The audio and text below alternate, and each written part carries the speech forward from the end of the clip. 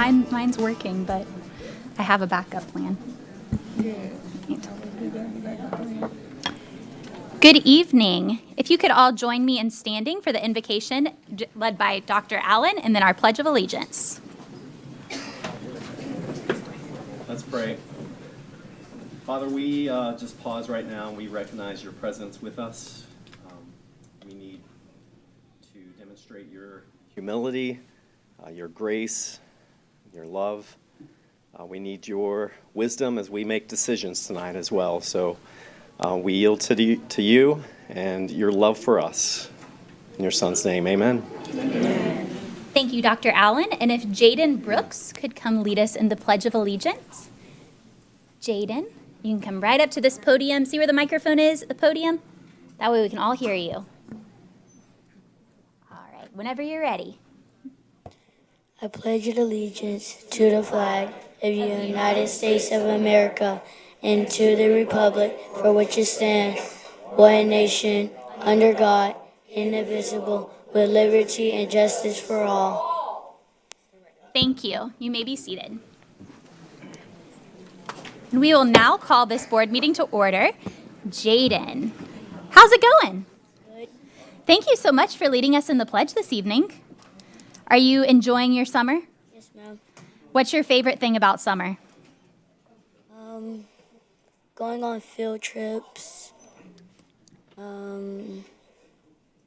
Awesome. So I hear you go to Inwood Elementary School. And how old are you? I'm 9. 9? That means you're what grade? I'm going to 4th grade. You're going to be in 4th grade. That's awesome. So what is your favorite subject in school? Math. Math. Listen, I like a numbers guy. That's awesome. And I hear you like to fish. Where do you go fishing? Lake Spirit. Lake Spirit. Very nice. And what do you want to be when you grow up? Do you know yet? Major League Baseball player. Very nice. I like it. What position do you play? Shortstop. Shortstop. That's what my brother played. So what's your favorite MLB team? Tampa Bay Rays. Of course, local guy. Well, thank you so much for coming and leading us in the pledge tonight. Did you bring any special guests with you? Yes, ma'am. Can you introduce us to them? My mom, my grandma, and my principal. Awesome. Well, thank you so much for bringing Jaden out, especially over the summer. Great. And you're going to invite us all to come see your first MLB game, right? All right. I'm counting on you. Awesome. Well, thank you so much, Jaden.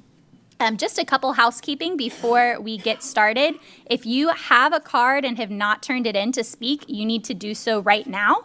Any cards that are not collected in the next couple minutes will not be on our list to speak this evening. So if you have a card, please turn it in as soon as possible.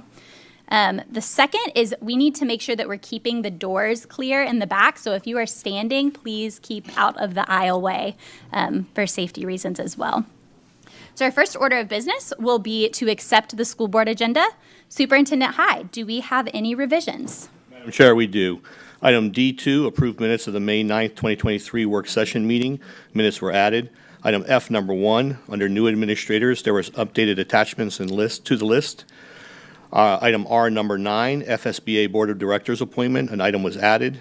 R, number 10, FSBA advocacy appointment, item was added. Item U, number 1, authority to advertise a public hearing on the naming rights and fee structure for school district facilities was moved to the July board meeting. And then finally, item B, number 3, the PCPS Pride Proclamation was removed. I'd like to go ahead and speak to that issue if I may at this time, Madam Chair, members of the board. So this is the second time now in a short period of time where we've removed a proclamation due to a lack of procedures. And inconsistency in our practices. Board members, you have before you a document that shows the last 5 years of analysis of all of the various proclamations that have been read by Polk County Public Schools. You'll note that for National School Counselors Week over the last 5 years, we've only recognized them once. You'll also notice that for Black History Month, we've only recognized that month 3 out of the 5 years. Same is true for Hispanic Heritage Month. National School Counselors Week, I already covered that one. The LGBTQ History Month has been done interchangeably along with Pride Month. The recommendation is not to pull and eliminate the Pride Proclamation altogether. The recommendation is to move it to October to allow us an adequate time to address and create a proper procedure for the submission, review, modification, and approval of proclamations going forward. Also, School Library Month, we only recognize that 2 out of 5 years. Child Abuse Prevention Month, 4 out of 5 years. Safe Sleep Awareness Month, 1 out of 4 years. Career and Technical Education Month, 1 out of 5 years. Red Ribbon Week, or Red Ribbon Month, 3 out of 5 years. You see the pattern emerging. Part of the other issue here is there are numerous other groups that are worthy of recognition. As a school board, I did research to determine whether or not there's any policies or procedures that currently exist. There are not. Not within our own school district, nor are there policies and procedures for proclamations in other school districts. There are within municipalities.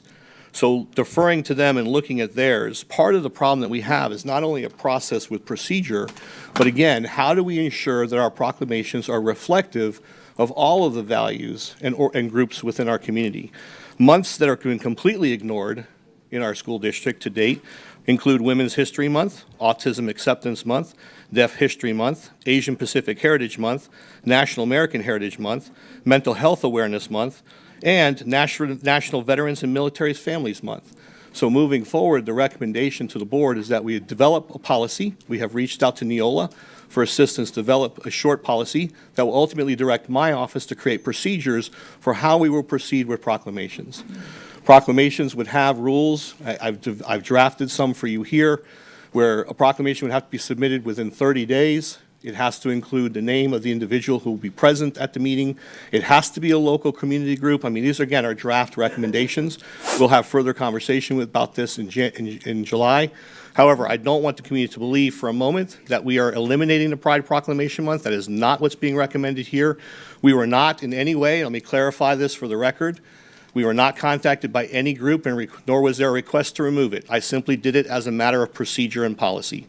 In fairness to everyone else, and many of the concerns that we've heard about proclamations aren't necessarily about the topic being discussed. It's the problem that it's not equitable for all groups, and we're not reflective and honoring all groups within our communities and our community standards that we want to uphold. And so I assure the groups here, I've assured the board, I have every intention on bringing this back in October. I'm now stating this as a point of public record, but it's not about excluding this. It's not about avoiding the topic. It's simply about making sure that we can move forward with a process and procedure that makes sense and is legally binding and, again, allows us to ensure that proclamations are reflective of our core values and beliefs and support all of our students and community members equally. So I appreciate the time and opportunity to clarify that this evening, Madam Chair and members of the board. Thank you, Superintendent Hyde. Any other revisions? There are no other revisions, ma'am. Seeing none, I'll hear a motion to accept the agenda for this evening's meeting. Move to accept. Second. Dr. Allen and Ms. Miller, any discussion? Seeing none, all those in favor, please signify by saying aye. Aye. Any opposed? And the motion carries. I'll now turn it over to Superintendent Hyde for special recognitions. Yes, ma'am. Madam Chair, at this time, I'd like to invite Ms. Kay Fields to step down for this evening's recognitions. And would Ms. Emily Mistretta, gifted TRST, come forward to recognize 2 students who are awarded the Scobie Scholarship for Gifted.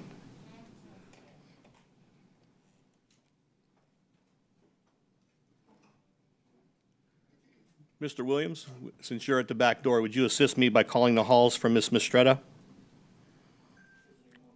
Emily Mistretta.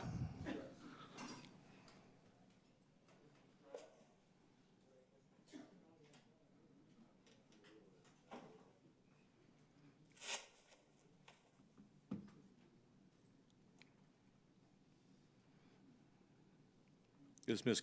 Crowley present?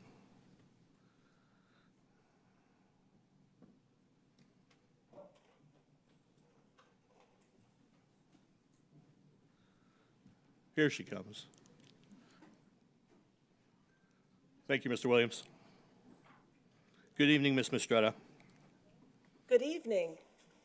I'm excited to share that each year the Scobie Scholarship, which was founded in honor of Dick Scobie, he was the commander of the Challenger when it exploded. Each year they select 2 gifted students out of the whole state. This year, Polk County has both recipients.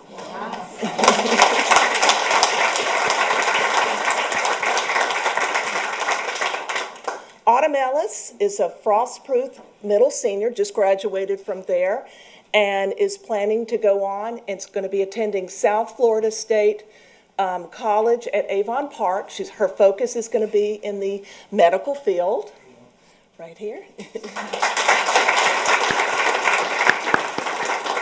Devin Irwine, who also went to Frostproof Middle Senior, but ended up graduating at Collegiate, is going on to USF at St. Pete to study history. So very excited to have the winners from Polk County with us. You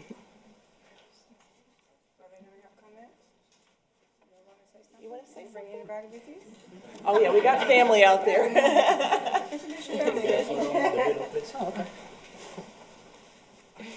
Are your family here in the room with you? Oh, I don't know, they were right out They might there. be. We bring, family, could we please come down and join your children?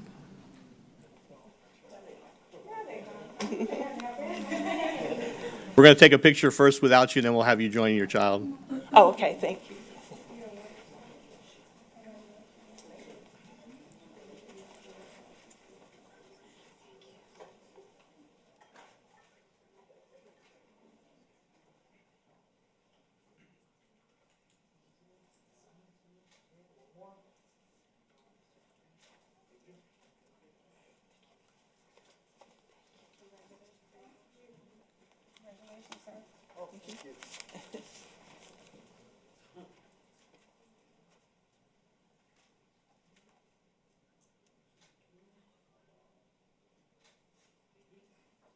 Congratulations again.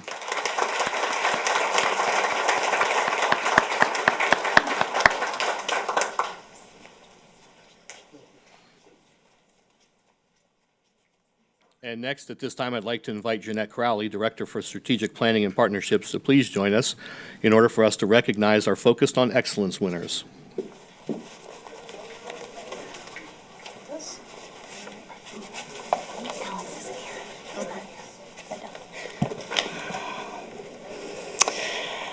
Madam Chair, school board members, and Superintendent Hyde, thank you for the opportunity to share about the Focus on Excellence program. I'm excited to be here for our 4th and last Focus on Excellence winner recognition for the 2022 through 2023 school year. Today, we're honoring employees within our custodial, maintenance, warehouse, and professional technical positions. Focus on Excellence is a year-long campaign to spotlight the important contributions of all Polk County Public School employees. Each quarter, the program will accept nominations for a different group of employees, and a committee will select the winners to receive prizes from our generous sponsors, as well as attend a special appreciation luncheon. In addition to being recognized at a school board meeting, they will also be highlighted on our district's social media channels, website, and internal and external newsletters. This year, we increased the number of winners selected to 10 employees per quarter. Over the course of this school year, we have highlighted 40 employees. On June 1st, we hosted an appreciation luncheon at the club at Eaglebrook, which is also one of our program sponsors, for the winners, along with each winner's supervisor, district leadership, and program sponsors. All winners received a generous prize package courtesy of our dedicated and committed partners. The prize package for each winner includes PCPS logoed and keepsake items, along with a special student-created vase award. The beautiful vase award is custom etched by the students at Gauze Academy. I'd also like to recognize our sponsors for this program. We have Chick-fil-A, Hand and Stone Massage and Facial Spa, IDX, which is formerly Image Depot Express, Sign Gypsies, Rhino Smash Sauce Company, Mid-Florida Credit Union, Public Supermarkets, Inc., Mosaic, CPS Investment Advisors, and Dixie Southern Industrial, Inc. Thank you to these business partners who constantly support the work of our school district and who have graciously come alongside us, making this campaign successful. Due to their support, we're also able to give every PCPS employee who is nominated through this program a special gift as well. Now, I would like to highlight each of our winners that were selected this quarter. Mr. Alex from Boswell Elementary is a custodian. He could not be here with us tonight, but I do want to share what he shared with us on what he loves most about his job in working for Polk County Public Schools. He says, yes, my job is a custodian. However, what he really enjoys is interacting with the children in the cafeteria. Alex is proud to share that he made a vegetable garden at the school so that the students have an extra hands-on activity. He really enjoys his job because he gets to help his teammates and provide excellent customer service to ensure everyone is happy. So can we please recognize Mr. Alex?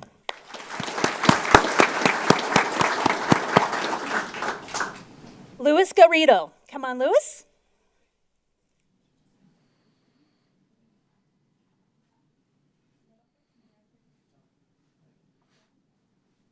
All right. Mr. Lewis is the head custodian at Ridge Technical College. He loves the interaction he has with the staff and students every day. He's thankful to PCPS for providing the Focus on Excellence employee appreciation opportunity for all employees. We'd like to say congratulations and thank you for what you do for Polk County Public Schools. We appreciate you.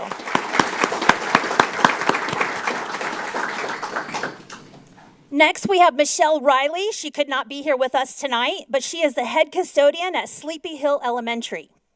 She loves helping create a safe and clean environment for all students and staff. So congratulations to Ms. Riley. Keith Longley.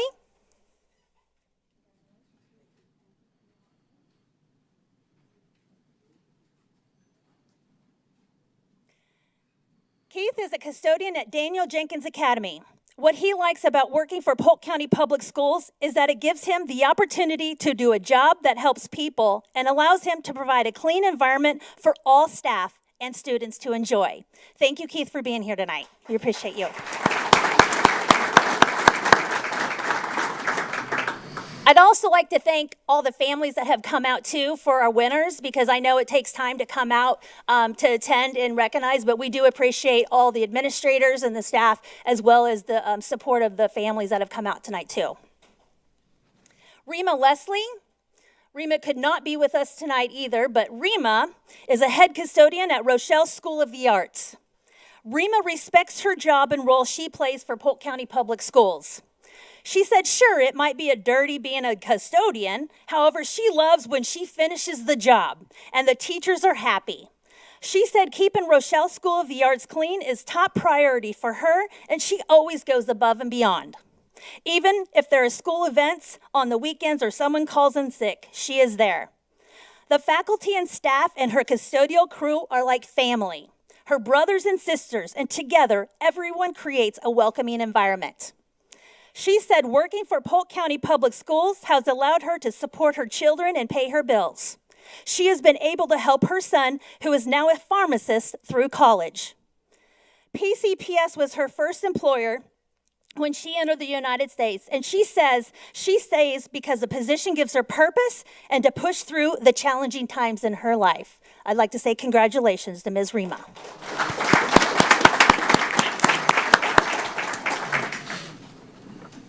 David Morales, head custodian at Auburndale Senior High.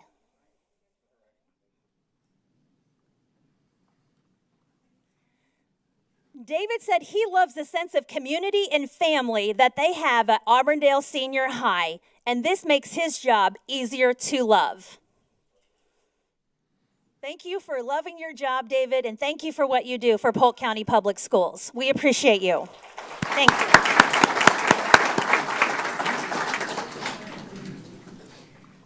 Our next winner is Dennis Floyd, who is a computer service technician in our EERS, or Electronic Equipment Repair and Support Division. He could not be here with us tonight.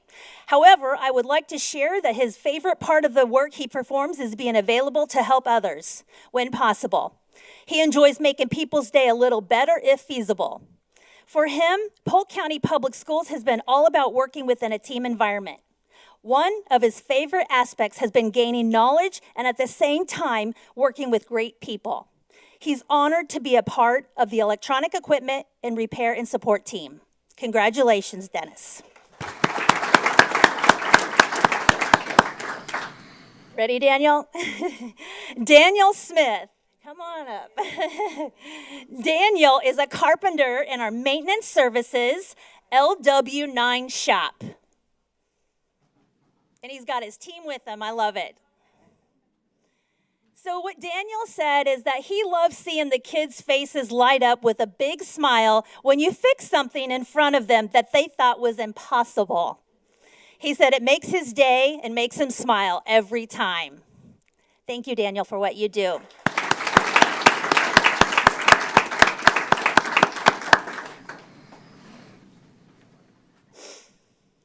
Our next winner is Dee Dee Wright, who is Senior Coordinator of Special Programs in Migrant Education and the Hearth Project. She could not be here with us as well tonight. But Dee Dee truly enjoys working for Polk County Public Schools, and what she loves the most about her job is the daily opportunity to make a difference and provide needed assistance to our students and their families. Seeing the smiles of gratitude, hearing the voices of confidence, and seeing the academic successes are constant reminders of what she is here for. Congratulations to Dee Dee.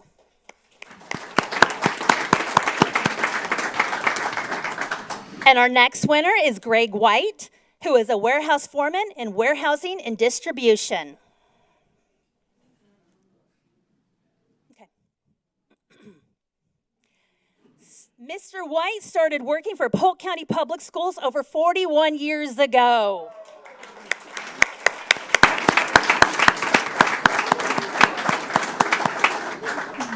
He said since day one, it's been a family-oriented workplace. He enjoys working with a variety of employees and being able to assist the schools with essential items such as food, supplies, furniture, and other materials that our students need. Thank you for your dedication and commitment for over 41 years, Mr. White. We appreciate you. Here's my next page. All right. Congratulations again to each winner. I want to say enjoy the spotlight because we will start highlighting you over the summer. So community and family, look for that on our social media channels because we love putting the focus on our employees. And then also continue to keep following us on our social media channels and websites. So thank you so much for your time. Good job, Jeanette. Madam Chair, that concludes special recognition for this evening. Thank you, Superintendent Hyde. Next is public comments for items on the agenda to be voted upon, as adopted at the start of this meeting. Before we begin, I'd like to welcome the public and go over our public comment process and opportunities for this evening. We will have 2 opportunities for public comment this evening. The first will be for items on the evening's agenda to be voted upon. At the end of the meeting, we will also have an additional opportunity for public comment on items that are not on this evening's agenda. To register to speak, community members must fill out a speaker card in the lobby prior to the meeting. All speakers will be given 3 minutes. The light will turn yellow when you have 1 minute left, and you will hear a beep when your time is concluded. As a reminder, public comments are an opportunity for us to hear your thoughts and comments. This is not a question and answer session. However, if you are seeking additional information, I encourage you to contact any of us or the superintendent's office outside of board meetings, and we would be happy to have deeper conversations. Before we begin, just so that we can move through these, we'll ask, there's a little red line over here, so if you are on deck, if you can make your way to the red line, just so that you're close by when we call your name. So first will be Bobby Dees, and on deck is Glenda White.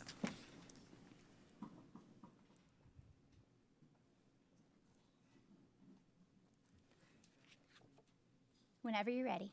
Hi, my name is Bobby Dees. I'm here about consent agenda L, Human Resources, Subject 4, the approval of a contract with EPI Educational Partners International in the amount of $750,000.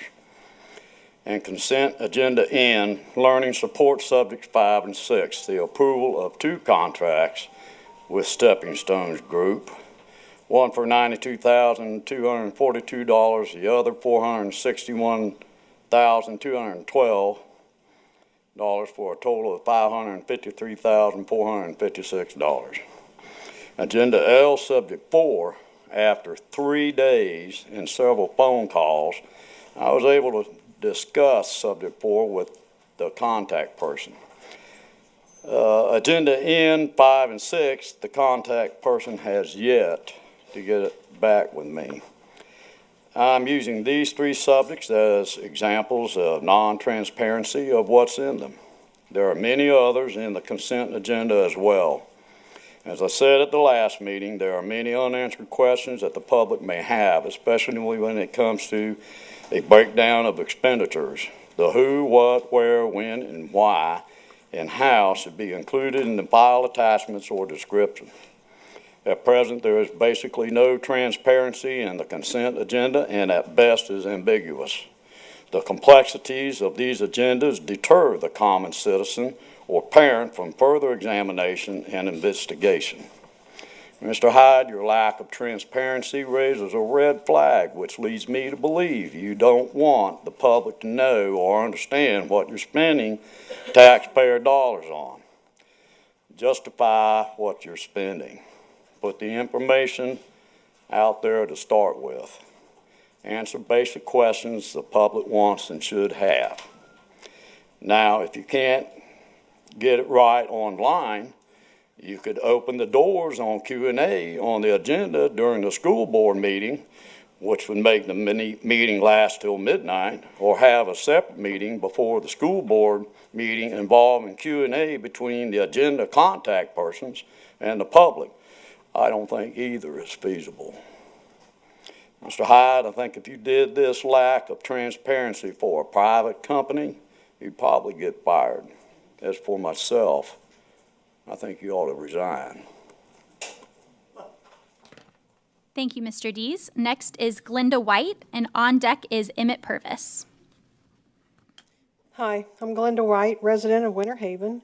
Regarding Consent Agenda K, Subject 1, the softball field project at Haines City High, I was very concerned when I saw the price tag of $2.2 million for this project and called the contact person.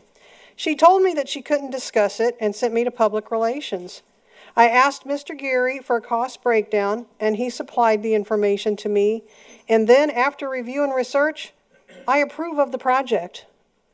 I suggest that you should include project planning and cost breakdowns for every project on the consent agenda or action by attachment to save time, phone calls, but most importantly, to build trust with citizens for all your projects. At the May board meeting, the entire board, except Mr. Nolte, voted to approve over $38 million in spending all at once, having provided very limited and vague information. The board could be more effective by providing detailed information before voting, take most of these items off the consent agenda, and vote on them individually. Consent agenda items should be more routine in nature. The contact person we were given for these projects should be able to discuss and give us answers when we have questions. Money, whether from the school budget or grants, comes from taxpayers. We live and work in a horrible economic situation thanks to our current presidential administration, yet we willingly pay taxes with the expectation that you'll spend responsibly and return grant monies that are not needed. If you want to develop a sense of trust with citizens, please be transparent and act responsibly with our money. Further, I want to thank you for removing the Pride Proclamation from this agenda. It was the right thing to do. It's a shame that veterans and those who died in service For to... agenda items only. I have to stop after that? That is not an Okay. agenda item. Well, I want to thank you all for doing it. I do appreciate it. Thank you. Thank you. Mr. Purvis, just to confirm, this is for an agenda item. There's not one listed on. Madam Chairman, I'm going to defer to the end of the meeting. Okay, thank you. All right. And next order of business will be to approve the minutes for the May 9th school board meeting. So I will hear a motion to approve the minutes from the May 9th, 2023 school board meeting. Second. I have Ms. Miller and Ms. Fields. Any discussion? Seeing none, all those in favor, please signify by saying aye. Aye. Any opposed? And the motion carries. The second set of minutes we have is the May 9th, 2023 work session minutes. And I'll seek a motion for approval of those work session minutes. So move. Approval. Second. Dr. Allen and Ms. Fields, any discussion? Seeing none, all those in favor, please signify by saying aye. Aye. Any opposed? And the motion carries. Next, we will have our consent agenda. I'll seek motion to approve the June 13th, 2023 consent agenda. Move to approve the consent agenda? I'll second that. Ms. Miller and Dr. Allen, any discussion I have discussion. for the consent agenda? Just a discussion. Ms. Miller? I just want to point out on the consent agenda, the ESC community, we've heard a lot about services. We've had a shortage in speech therapists, specifically speech, but also OTPT. You'll see in the consent agenda where we are trying to address those concerns by contracting services out. If you watch the work session, you'll see a detailed explanation of how we're going to look at the expense of those contracts and our current salaries to see if there's enough resources for us to raise the salaries for those positions and bring people in-house, because that's ideal. But right now, we have kids going without services, and so we're doing everything we can to make sure their needs are being met, and we're doing this by those contracted services. Thank you, Ms. Miller. Any further discussion? Seeing none. All those in favor, please signify by saying aye. Aye. Aye. Any opposed? And the motion carries. Superintendent Hyde, I'm almost afraid to ask the question. Do we have any new administrators? We do have several new administrators, as well as those moving from acting. Mr. Williams, if I could ask you again, because I know they're all out there, or a majority of them are out there.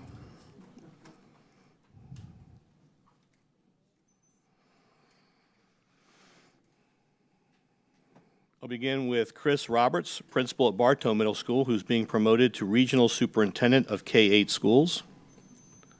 Come on down, Chris. You want to say anything? I'm going to set the stage, though, because there's a lot of people. Yes, sir. I'm not going to talk a lot. I just want to say thank you to Superintendent Hyde and Mr. Green and the board for this opportunity to continue to serve the students in the schools of Polk County Public Schools. That's it. Thank you. Yes, sir. Thank you. Congratulations.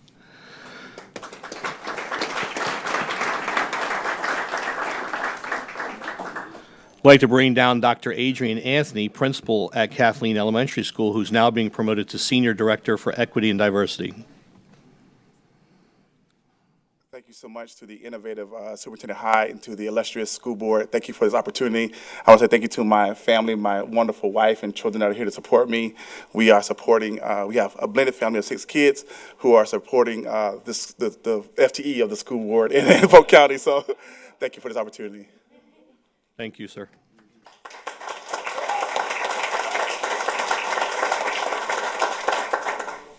Next is Mr. Ty Bruno, formerly principal at Auburndale High School. I'm sure that was hard to part with, who's being promoted to the acting senior director for school improvement over high schools.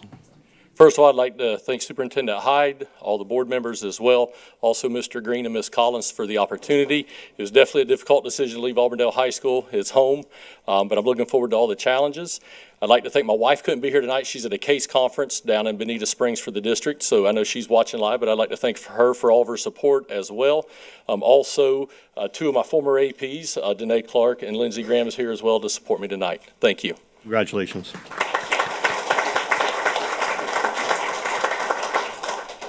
Dr. Curtis Williams, Director over Labor and Employee Relations, has now been promoted to Senior Director over Human Resource Services. Good evening, Madam Chair, members of the board, Superintendent Hyde. I'm extremely excited to be able to have this opportunity to serve this district and this county at this capacity, and also for an entity and agency, I'll call that an agency one that actually places students first, not just as a slogan, but as a lived reality, an expectation, a standard and condition. So I'm excited. I appreciate it. Thank you very much. And with that being said, time to get back to work. Thank you. Sir. Not with us this evening is Dr. Polly Bruno, formerly principal at Doris Sanders Learning Center, who's now been promoted to acting director of instruction for ESE. Next is Brady Draper, assistant principal at Churchwell Elementary School, who's being promoted to principal at Carlton Palmore.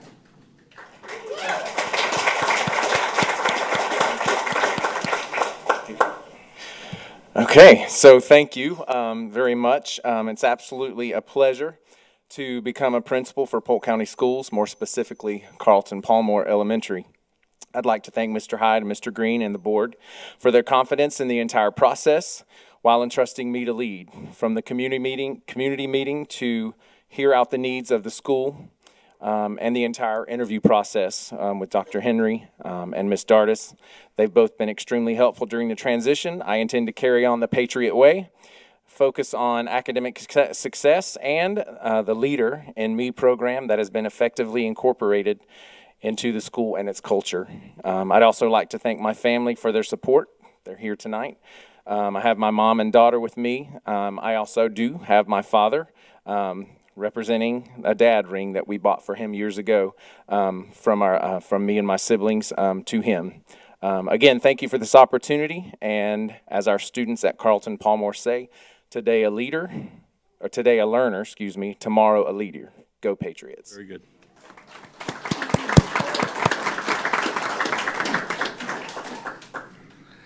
Next is James Micah Edwards, Horizons Elementary School, promoted to acting principal at Lena Vista Elementary. First off, I would like to thank God for His consistent love and grace for me, my wife, Andrea, and the kids, Amy Heismeyer's principal of Horizons Elementary, and the Horizons staff, and Mr. Roberts for entrusting me, and Mr. Hyde for this opportunity. And as a product of Polk County Public School educational system, I thank you so very much for this opportunity at Lena Vista Elementary. Go Wildcats.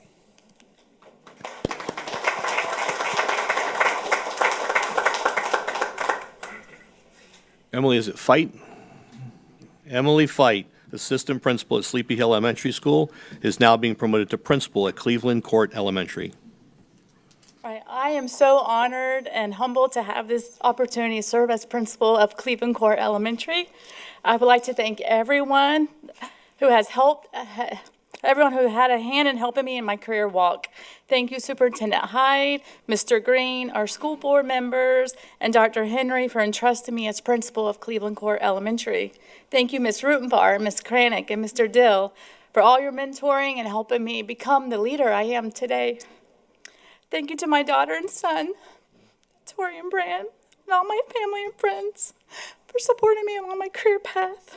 I look forward to serving all the students, staff, and families as principal of Cleveland Court Elementary. And Sarah Beth, my daughter, is in Canada. She got married and moved, but she went to high school with you, and she texted me, Mom, I went to school with Sarah Beth. So anyway, so thank you all. Congratulations. Wait, your photo. Your photo. This is like graduation. They're so excited to leave, they were just going. Next, it's my pleasure to introduce Mr. Dwayne Johnson, assistant principal at Bartow Middle, who's now been promoted to acting principal at Bartow Middle School. I want to give honor to God, who is first and foremost in my life. I would like to thank this board for giving me the opportunity to serve Bartow Middle in this capacity.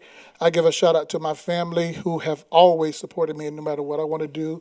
And being the youngest of 10, that is very, very important. And I got 3 men that I think is worthy of mentioning who have helped form and shape my career. Ty Bruno, Chris Roberts, and the one and only Mr. Joe. I just want to thank you for seeing something in me and believing that I can do it. And in Bartow, go Stingers.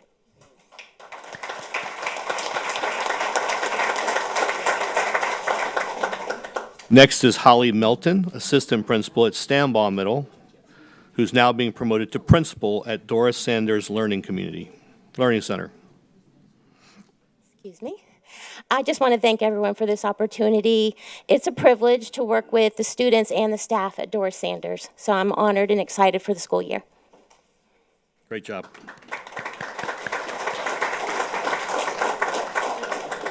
Next is Sarah Miranda, Assistant Principal at Mulberry Middle, who's being promoted to Principal at Crystal Lake Middle School. Good evening. I want to take this moment to thank the board, Superintendent Hyde and Mr. Green for this opportunity to lead and serve in the Crystal Lake community. I also want to thank my previous and current regional superintendent, Ms. Rollerson and Dr. Henry, for their belief in me and giving me this opportunity. Also, my previous principal who has been growing me. So I have both in attendance, Cindy Cangelos and Terry Christian, and they have believed in me and supported me to grow me into being ready for this. And I'm so excited they're here to support me like they always have.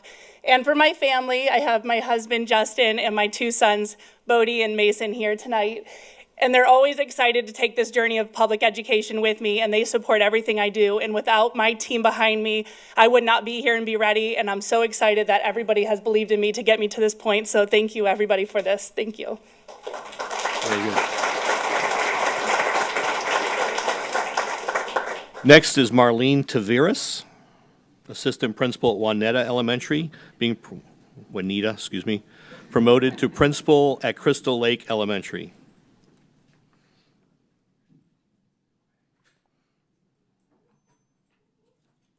Good evening. Thank you for having me today. I want to thank the board, Superintendent Hyde, Deputy Superintendent Green, Mrs. Barnes, Dr. Henry, and the Community Partnership at Crystal Lake Elementary for giving me the opportunity to serve as your principal. As I transition into my new role, I find myself thinking about all the people that have impacted my life in a way that has led me to today. It's too many to mention today, but I have taken the time to call them and personally thank them. I do want to publicly thank today my former principal, my mentor, my friend, Ms. Caraballo, for an amazing 7 years of knowing you and learning from you. You lead by example and are tremendously passionate for the work that we do. I would deeply miss you and our Juanita family. I also want to thank my husband, Frank, and our son, Giancarlos, for your love and support. I would not be able to give so much to the career that I love without your understanding and support. As I already told them, this new role is a family affair, and we're all serving Crystal Lake Elementary. And lastly, to my sister, Erica, who also works for the school board, I want to thank you for being a listening ear and always being there for me. You're my best friend, and I love the relationship that we have. Thank you for your support. Again, thank you for the opportunity. I'm looking forward to getting to know the staff, the students, and the community at Crystal Lake Elementary. Thank you. Congratulations.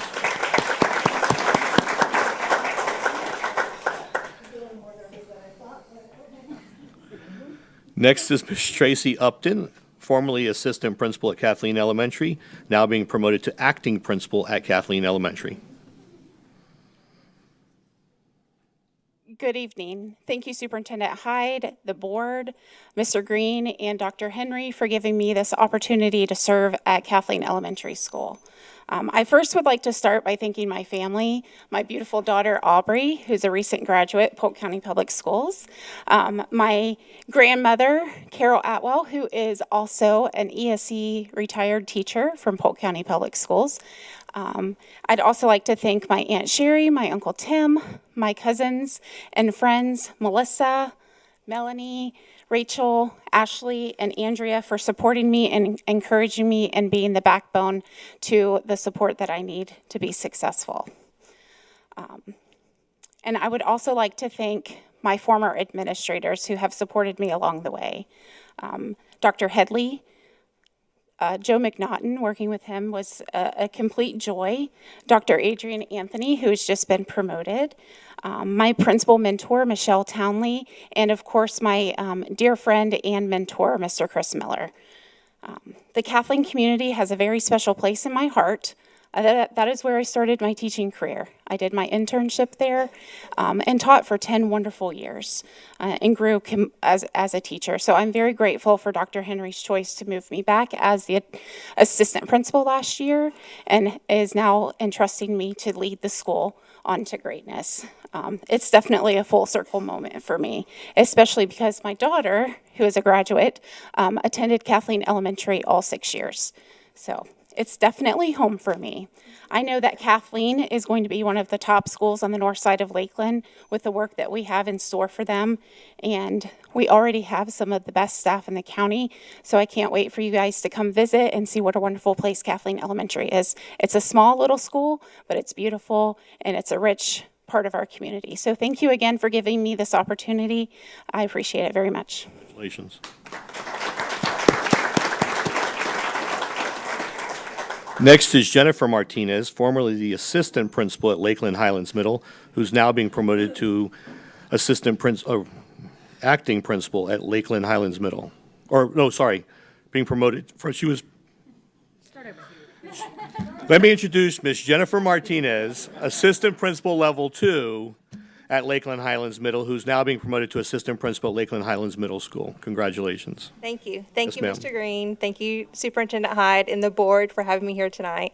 Thank you to my former principal, Miss Wright Gaynor, and my current principal, Miss Odom Jackson, and of course, my family who is here supporting me as well, and the community of Lakeland Highlands Middle, and I look forward to serving them with the best of my abilities. Thank you. Congratulations. Not with us this evening is Kaylee Mullenix, math coach at Lena Vista Elementary. She's been promoted to assistant principal at Lena Vista. Dr. Nicolina. Oop, I apologize. Go ahead. I'm Sorry. here. Mullenix. Happy to be here, actually. I'm going to thank Superintendent Hyde, Mr. Green, and the board members. I'd like to take a moment to express my I'm humbled and honored to serve Polk County Schools in this new role as assistant principal of Lena Vista Elementary. I would like to take a moment to thank all the outstanding administrators who have mentored me and supported me in my leadership journey thus far. I would especially like to recognize Ms. Sharp. I cannot thank you enough for the opportunities and experiences that you have given me throughout my 6 years there at Lena Vista that have molded me into the curriculum leader that I am today. I would also like to thank Mr. Gainey for being willing to let me work and learn alongside him. You have both been an unwavering support to me that has guided me here to where I am today. I'd also like to thank my parents as they've been behind me every step of the way. And it all started with you instilling a drive and a love for learning within me. Thank you for your constant love and support. Lastly, my fiancé, Philip, has been my model of resilience and determination. I cannot thank you enough for your constant encouragement and reminders to always press forward in the face of adversity. In closing, I look forward to continuing my service to Polk County Schools in this new role as assistant principal. Congratulations.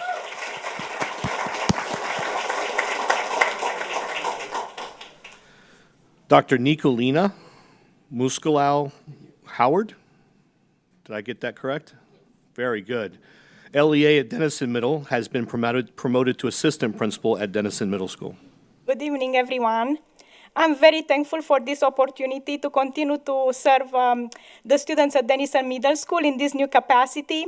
I would like to thank Mrs. Christian, my principal, who leads by example, who always inspired and encouraged me, and also would like to thank her for being that transformational leader that I hope I will become one day.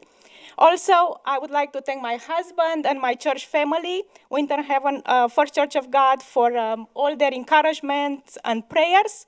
And least but not last, to our Denison Middle School community, students and parents. I'm very excited for this new opportunity and looking forward for the next school year. Congratulations. Thank you.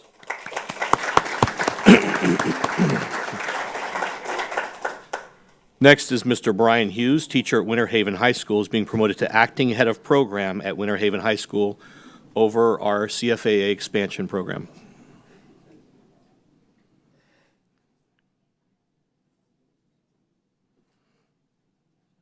I don't think so.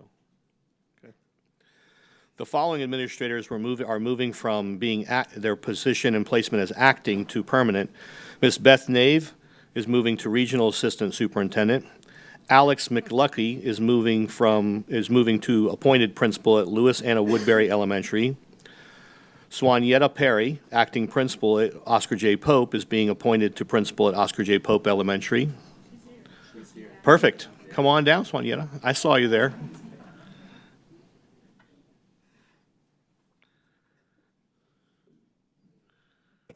To the superintendent, deputy superintendent, Madam Chair, and the board, good evening. I would like to thank God first, my husband, Mrs. Barnes, and Dr. Henry for their support. I am grateful for this opportunity, and I look forward to many more years of service with Polk County Public Schools. Thank you. Congratulations. Maria Quiroa, acting principal at Palmetto Elementary, is being appointed to principal at Palmetto Elementary.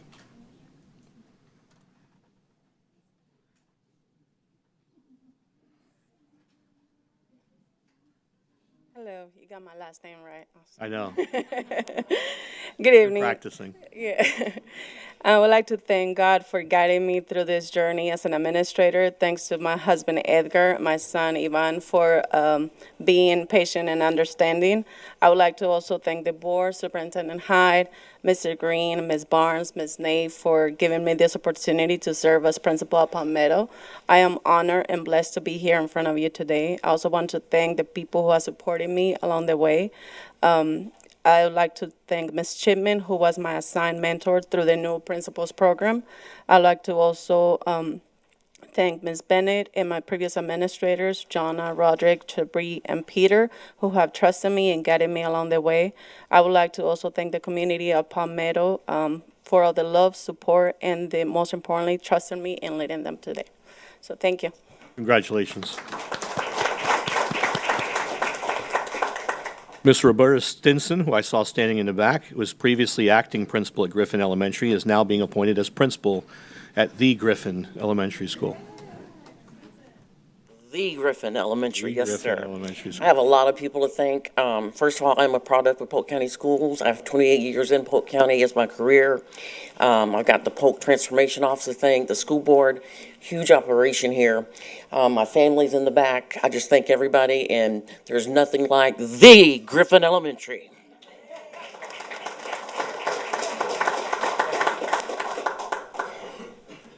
Next is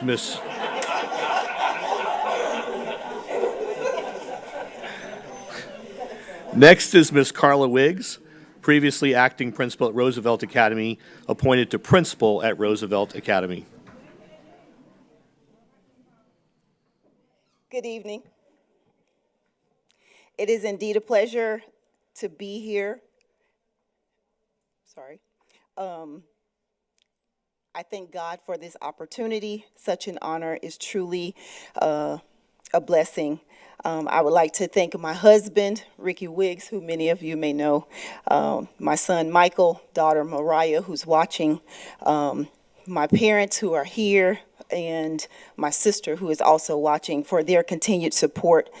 I want to thank the board, and I especially want to thank Mr. Hyde, Mr. Green, and Mrs. Collins for their support and confidence in me. I was asked to do a job, and that is what I do every day, my job. I try to do it to the best of my ability, and as a pastor's wife and as a principal, I have to lead and lead by example. A quote by an unknown author says, "If your actions create a legacy that inspires others to dream more, learn more, do more, and become more, then you are an excellent leader." Well, I don't know if I'm that excellent leader, but I aim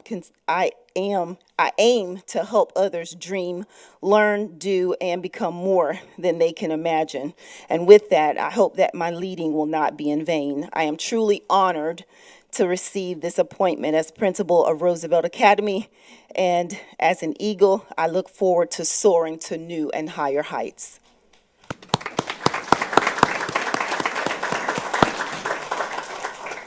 Next is Miss Angela Birdsong, acting assistant principal at Southwest Middle, is now being appointed to assistant principal at Bartow Middle.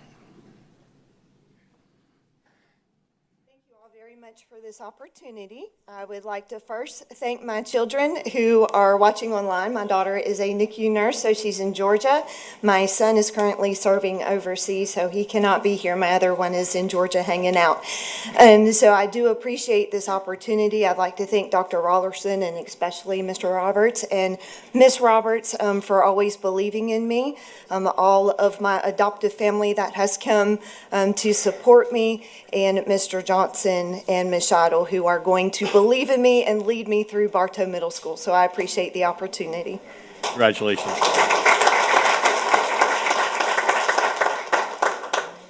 Next is Latandria Brown, Acting Assistant Principal at Spessard Holland Elementary, being appointed to Assistant Principal at R. Bruce Wagner Elementary.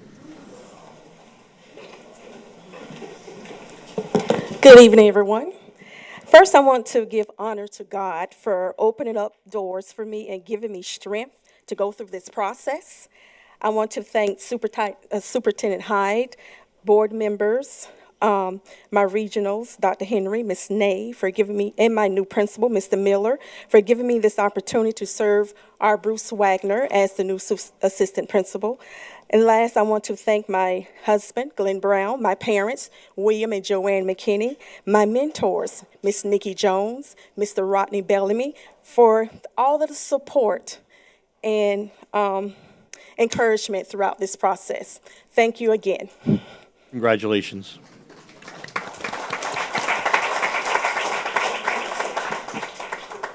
Next is Jessica Gavin, Acting Assistant Principal at Garden Grove Elementary, being appointed as Assistant Principal at Garden Grove Elementary.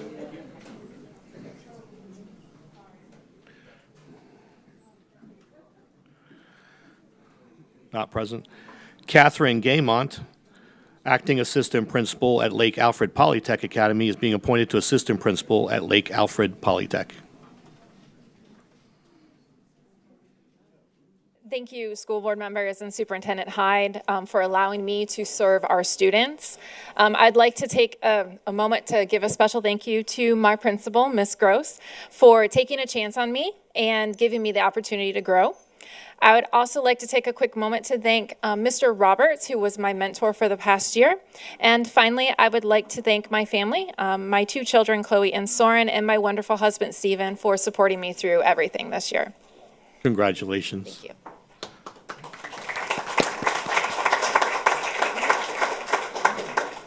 Next is Christine Harrison, Acting Assistant Principal at Lewis Anna Woodbury, being appointed to Assistant Principal at Lewis Anna Woodbury Elementary. Thank you, Superintendent Hyde, Deputy Superintendent Green, Madam Chair, and the board.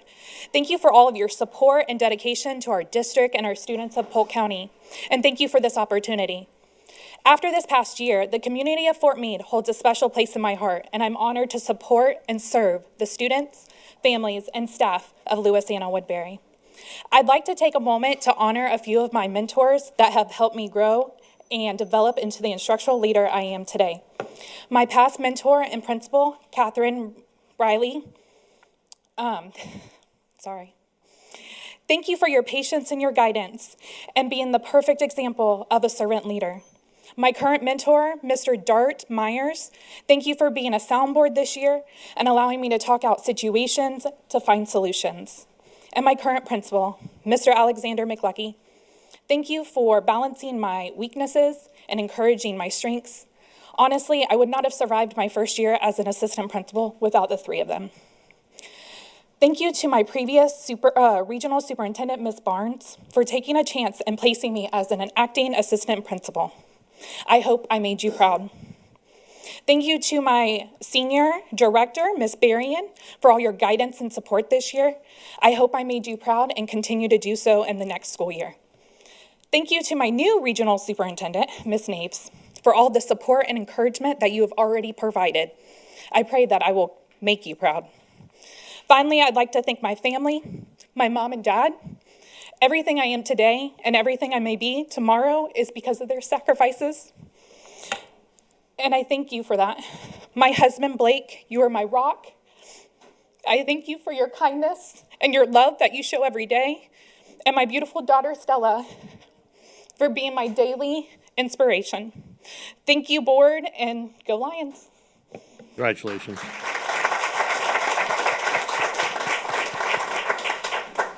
Next is Brenda Norquist, acting assistant principal at Highlands Grove Elementary, being appointed to assistant principal at Highlands Grove Elementary. Good evening. I'm so honored to have the privilege to serve as the assistant principal at Highlands Grove Elementary. I'd like to thank a few people who have helped me along the way. Thank you to our superintendent, Mr. Hyde, Mr. Green, our school board members, and Dr. Henry for believing in me and giving me this opportunity.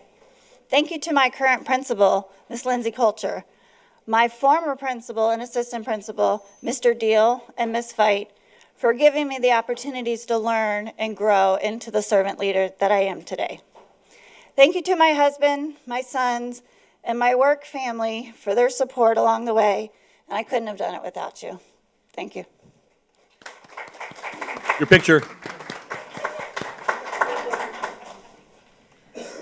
And next is Brett Wiersema. Wiersema. Did not attend? Oh, okay. Acting assistant principal at Mulberry Middle is being appointed to assistant principal at Churchwell Elementary. You almost got a promotion there. Almost. Listen, really? No, I want to thank you guys all for the opportunity to grow. That's huge for me because it's been a busy 3 years, getting to this point. I want to thank the Mulberry staff. They're not here today. I know they're very busy. But for growing me as an administrator, I was just a baby to start the year off, and they pushed me, and I appreciate that. I want to thank my wife for all the nights of breaking down classrooms and offices in the last few years, and just always being there for me. So thank you very much. I appreciate it. Congratulations, sir. There were several other administrative moves. I'll announce I don't believe that they're here, although I did see Ave in the audience earlier. Todd Bennett, previously principal at Westwood Middle School, was transferred and took over as principal at Auburndale High School. I don't see him present with us. Rhonda Cotter, principal at Crystal Lake Middle, was transferred to be principal at Westwood Middle. Jason Looney, principal at Tenor Rock High School, was transferred to be principal at Southwest Middle. Ave Gaynor Wright, I thought I saw her earlier, principal at Lakeland Highlands Middle, is transferred to take over as principal at Tenor Rock High School. Sybil Odom Jackson is transferring from Southwest Middle School to take over as principal at Lakeland Highlands Middle.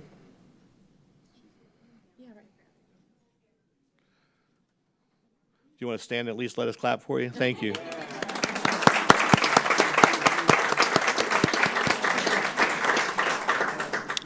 And Denise Sharp, principal at Lena Vista Elementary, is being transferred to be principal at Stambaugh Middle School. Please join me in congratulating all of those administrators.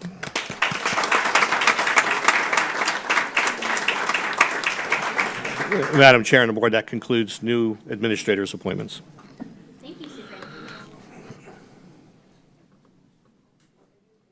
Thank you, Superintendent Hyde. And it is exciting to have so many new leaders on our campuses this year. Next, we will move to our action agenda. And the first item is our Frostproof Middle High School naming of the field house. And I will hear a motion to approve the naming of the field house at Frostproof Middle High School in honor of the late John Donati. So moved. Mr. Sharpless? Second. And Ms. Miller? Any discussion? Mr. Sharpless? Yes, I wanted to just read my letter of support that I wrote for this. So let me read it. Dear Mr. Wyndham, please accept this letter of recommendation to name the baseball field house at Frostproof Middle Senior High School after Coach John Donati. It is with great pleasure that I endorse the naming of the baseball field house at Frostproof Middle Senior High School after Coach Donati. I understand that Coach Donati was very instrumental in developing a strong athletic department in only the 2 years that he served our campus, and after his death a few years ago, his wife donated tens of thousands of dollars in scholarships awarded to seniors of 3 different high schools, Frostproof Middle Senior and the Frostproof Middle Senior High School Athletic Department. I understand that the Frostproof Athletic Booster Club has endorsed the naming of the baseball field house after Coach John Donati. Accordingly, I offer my recommendation and assistance in this matter without hesitation. I understand that the recommended naming is John Donati Fieldhouse. Respectfully, Justin Sharpless. Thank you, Mr. Sharpless. Any further discussion? Seeing none, all those in favor, please signify by saying aye. Aye. Any opposed? And the motion carries. And I believe there was going to be someone present from Frostproof. Yes, we have someone in the back from Frostproof.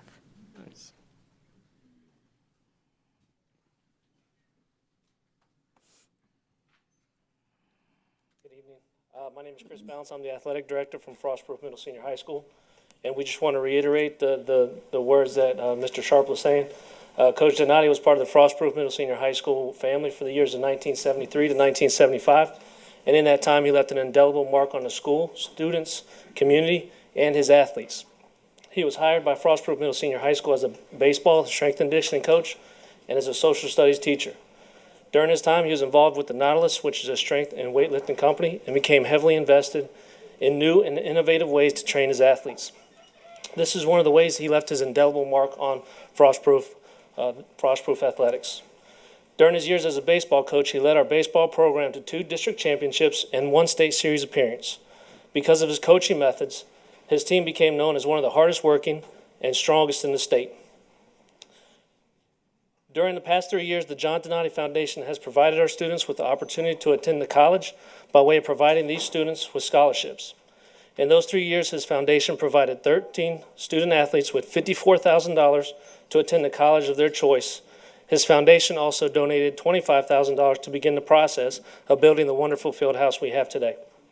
His impact on students of Polk County and Frostproof began in 1973, but his legacy lives on through the generosity of his wife and his foundation. Thank you. Thank you so much.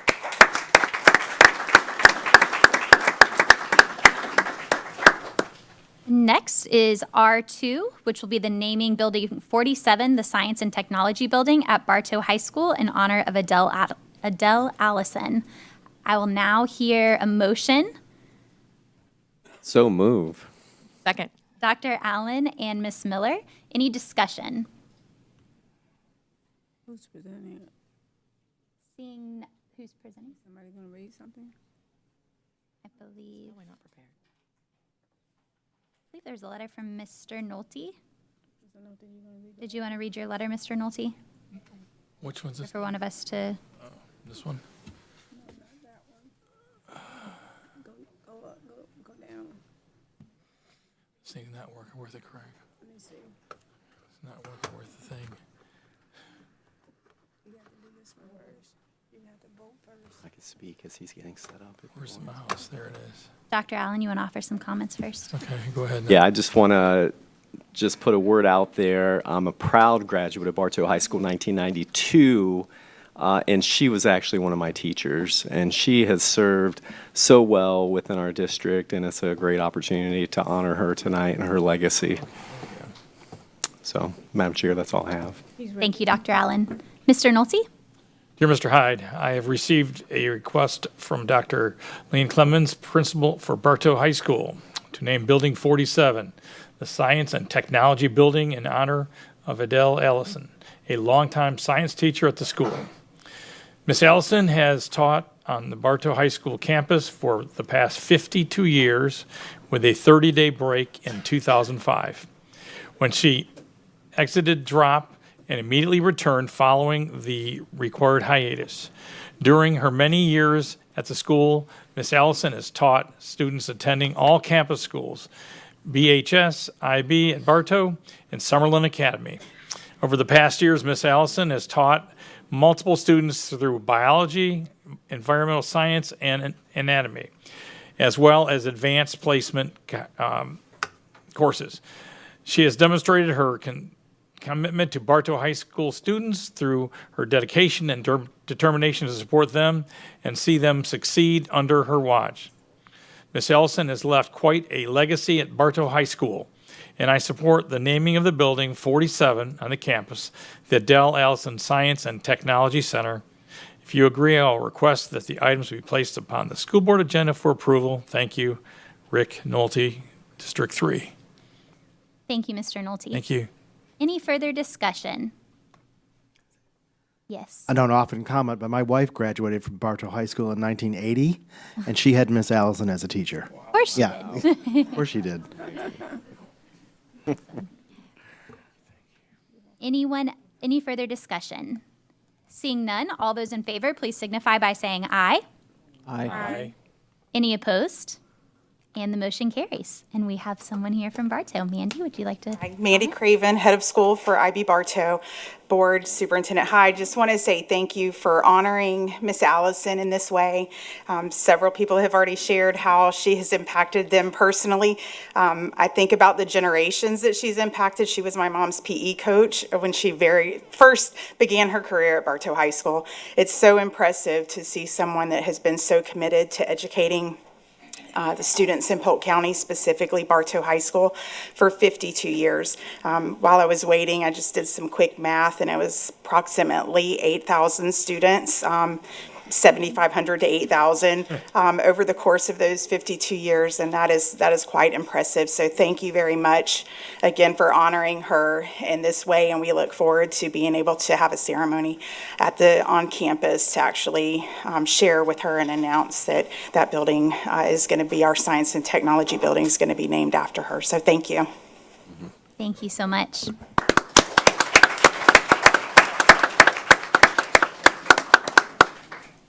All right, and next is going to be R3, Dr. N.E. Roberts' dedication and naming of the Media Center for Mrs. Charlene Richardson Brinson. And I move approval. Second. Ms. Fields and Ms. Miller, any discussion? And I would love to have comments. I am very happy and very thankful that I have an opportunity to share about Miss Charlene. I have received a request from Mrs. Dorothy Ewan, who's beautifully represented right there, principal of Dr. N.E. Roberts Elementary School, to name the Media Center in honor of the opening principal of Dr. N.E. Roberts Elementary School, Mrs. Charlene Richardson Brinson. Please find meeting minutes reflecting unanimous approval of this request from the School Advisory Council. Mrs. Richardson Brinson began her journey at Dr. N.E. Roberts Elementary School in 2002 as the opening principal and served in that capacity until 2006. Prior to her assignments at Dr. N.E. Roberts Elementary School, she served as a teacher, assistant principal, and principal of Blake Elementary School. After leaving Dr. N.E. Roberts Elementary School, she served as the Senior Director of Elementary Schools for the school district before retiring in 2014. Upon her retirement, she was asked to serve as a school improvement consultant in 2014 and served in that capacity for 7 years. Mrs. Richardson Brinson has never stopped supporting Dr. N.E. Roberts Elementary School through her time, treasures, and talents. Her love and commitment to the students, staff, and families of Dr. N.E. Roberts Elementary School has helped to make the school what it is today. Mrs. Richardson Brinson personally knew the late Dr. N.E. Roberts and had an opportunity to honor his legacy while serving as the principal of Dr. N.E. Roberts Elementary School. It is with much respect and gratefulness that I request that the Media Center be named in honor of Charlene Richardson Brinson. Congratulations, Ms. Charlene.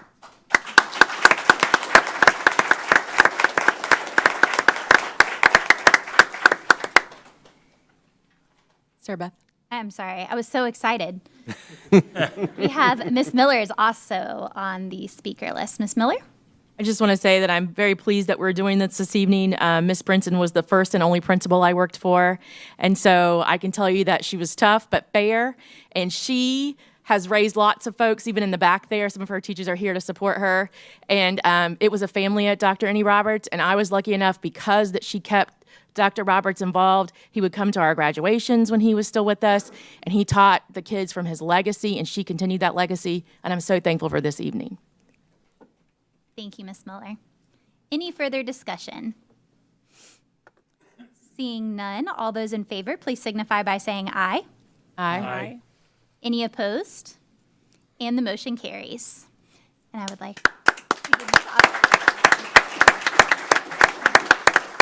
Thank you to our superintendent, Mr. Hyde, deputy superintendent, Mr. Green, the board, and my regional superintendent, Dr. Henry, and the audience today. I would like to say thank you, first of all, Superintendent Hyde, for the opportunity to serve at the great Dr. Annie Roberts Elementary. Yes, we do have teachers in the back that came with us, and we have the late Dr. Annie Roberts' son, Mr. Ronnie Roberts, in the back as well. So if we can give him a big round of applause.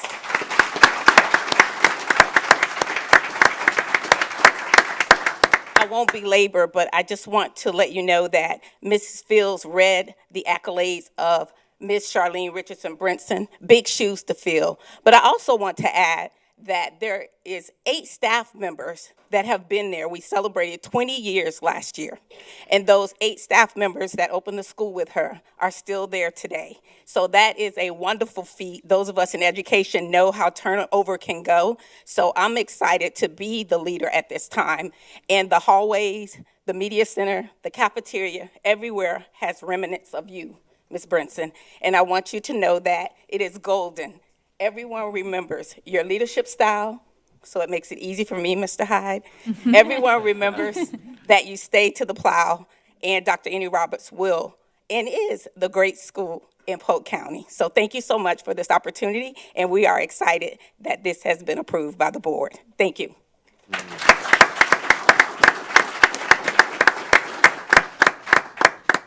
Good evening, Superintendent Hyde, Deputy Superintendent Mr. Green, board members. Thank you for this honor. Never did I think at this time in my life I'd be standing before the board again, but here I am. But I do count it an honor and a pleasure. It was our intent and our duty when we were at Dr. Annie Roberts to work hard. Excellence was what we stood for, and excellence was what we received. And so we saw a lot of accomplishments through our students, our staff. We were able to maintain A for 4 years while I was there, and that's because of the dream team that worked there. When I say that, from the custodial staff to the kitchen staff to the instructional staff, the para staff, everybody got in there, worked together. Parents supported us. They even gave us money, and I always overspent. But that's what principals do. But it was a pleasure. I thank you so much. It just lets me know and reminds everybody else that the hard work that you do really does matter. Thank you again. God bless you all.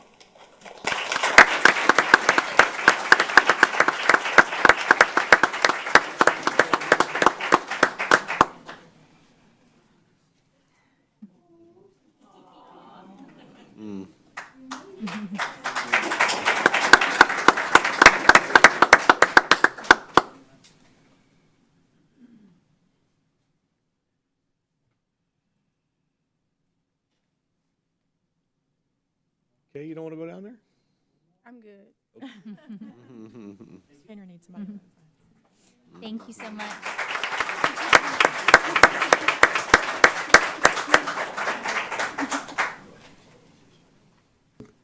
Thank you all so much, and thank you, Ms. Richard Brinson, for your commitment to our schools over the year, for all that you've done. Next, we'll go on to R4, Polk State Lakeland Gateway to College Collegiate High School Contract Renewal. And I'll hear a motion to approve the Polk State Lakeland Gateway to College Collegiate High School Charter Renewal Contract. So moved. Second. Ms. Fields and Dr. Allen, any discussion? Seeing none, all those in favor, please signify by saying aye. Aye. Any opposed?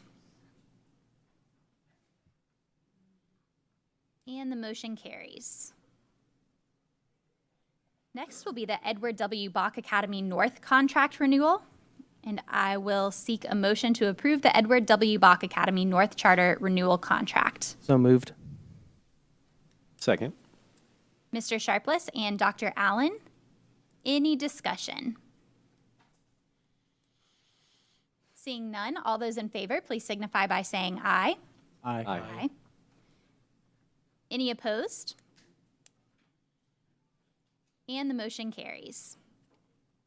Next, we'll have the Janie Howard Wilson Elementary contract renewal. And I will seek a motion to approve the Janie Howard Wilson Elementary charter renewal contract. So moved. Second. Mr. Sharpless and Ms. Miller, any discussion? Seeing none, all those in favor, please signify by saying aye. Aye. Any opposed?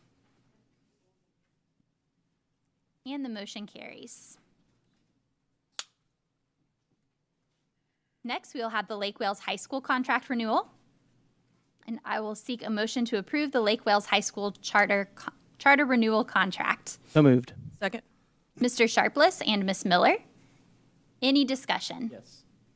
Mr. Sharpless. I just want to say, as a Lake Wales High School Highlander class of 2002, it makes me feel with great pride to vote yes on this. Hail to the Highlanders. Thank you. Thank you, Mr. Sharpless. Any further discussion? All right. Seeing none. All those in favor, please signify by saying aye. Aye. Any opposed? And the motion carries. Next will be R8, Polk Avenue Elementary contract renewal. And I will seek a motion to approve the Polk Avenue Elementary charter renewal contract. So moved. Second. We have Mr. Sharpless and Dr. Allen. Any discussion? Seeing none, all those in favor, please signify by saying aye. Aye. Aye. Any opposed? And the motion carries. The next two items we discussed in our work session today. We discussed for our FSBA Board of Directors appointments to have our representative be Dr. Allen for the committee members representative, and then Mr. Sharpless as an alternate. So I will now hear a motion to approve FSBA Board of Directors committee member representative Dr. Allen and alternate Mr. Sharpless. Move to approve. Ooh, Ms. Miller and Ms. Fields. Any discussion?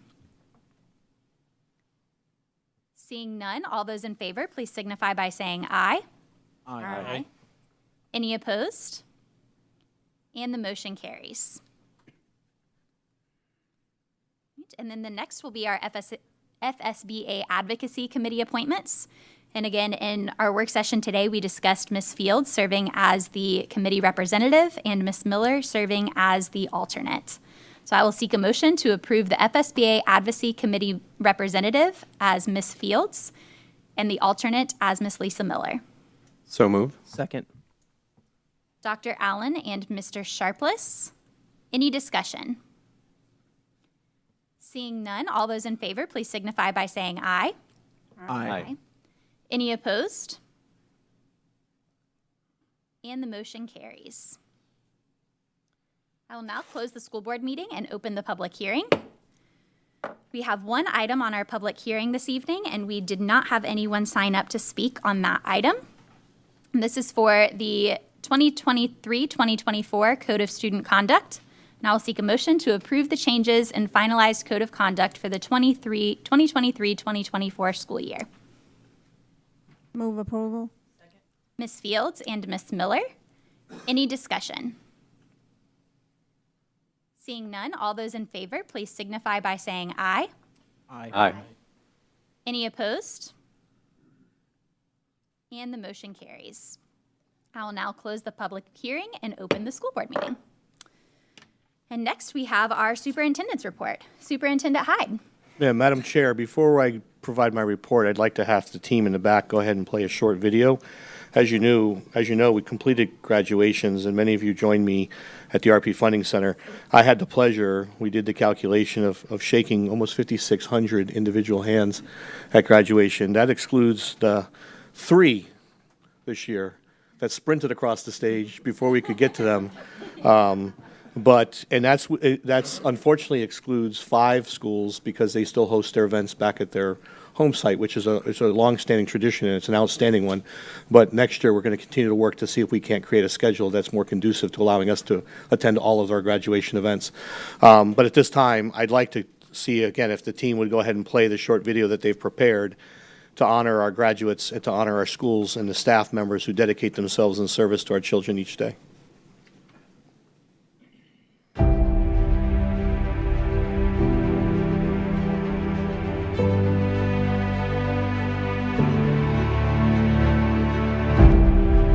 Ladies and gentlemen, on behalf of Polk County Public Schools, welcome to today's commencement ceremony.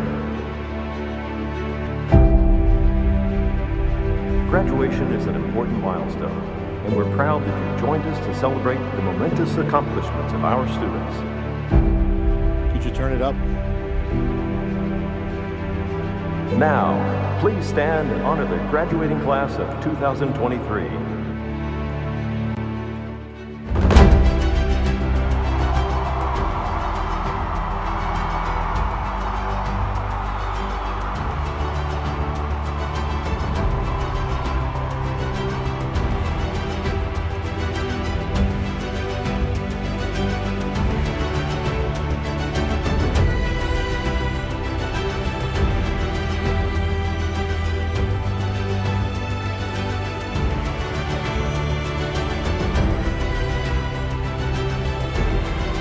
Congratulations.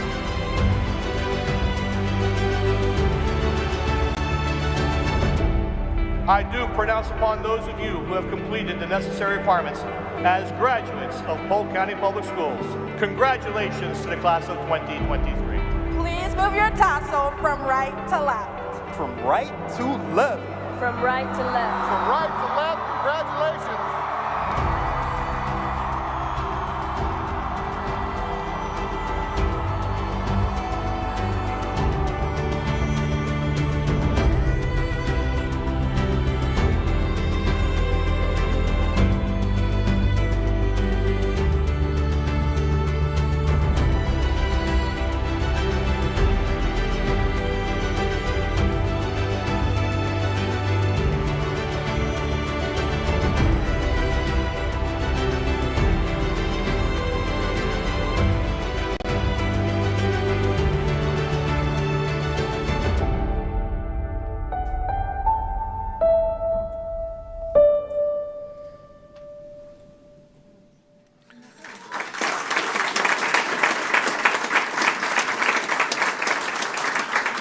Hands down, ties for the best day of the school year. First day of school and graduation day are absolutely amazing. Their energy and the enthusiasm.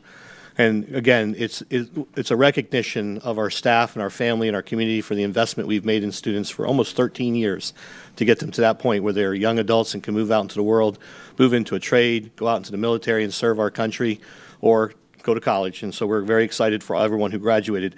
But I'd be remiss, again, if I didn't take the opportunity to recognize the amazing team that works behind the scenes to help make this happen. And the AV crew, unfortunately, they can't all come in here because they're trying to manage the school board meeting at the same time. But Nathan Whaley, Jessica Hall, Jordan Garcia, Jeremy Cobble, Gismaili Rivera, Gus Rodriguez, Rick Runyon, Richard Sachs, and two of our amazing interns, Grace Franklin and Blake Lawfrey. You need to understand that these individuals, while we get there early and we stay late for graduations, we got to figure out how to get people out of the parking lot a little faster at the end of the day. But we're starting at 7 and we're leaving there almost 10 o'clock at night. These people are there long before we arrive and long after we leave. And we tried something new this year. We tried to be a little bit more innovative. We did try to do the smile cam, so we were wearing body cameras this year. I want to say thank you to my colleagues on the board who agreed to try to do that. We definitely need some better harnesses next year. But it was an effort that we made because, and here's the reason why. We wanted to provide our families and our community with the sight and the view that we get, because the smile, and as most parents, as you're watching your graduates cross the stage, and graduates, you'll remember this, and parents, you'll remember this if you had a graduate, you get to see their side profile or their back, typically as they're going across the stage. We get to see the best smile that you can ever imagine, because these kids are so excited and they're thrilled to have accomplished everything that they've done. And so we've tried to capture that, and we have some video footage we'll be sharing, but next year we'll continue to improve the technology. We tried a standalone camera, we tried a mounted camera. The harness was more of a schmedium on me than it was intended to be. It's a little tight. But thank you to my colleagues. Dr. Allen tried to wear it, others tried to wear it. We're very thankful. But again, I just wanted to give recognition where it's deserved. These people are absolutely amazing individuals, and the graduation ceremonies here are second to none. And really kudos to them and the amazing team, all of our office staff and district staff who are there assisting families. They were all there in blue shirts this year.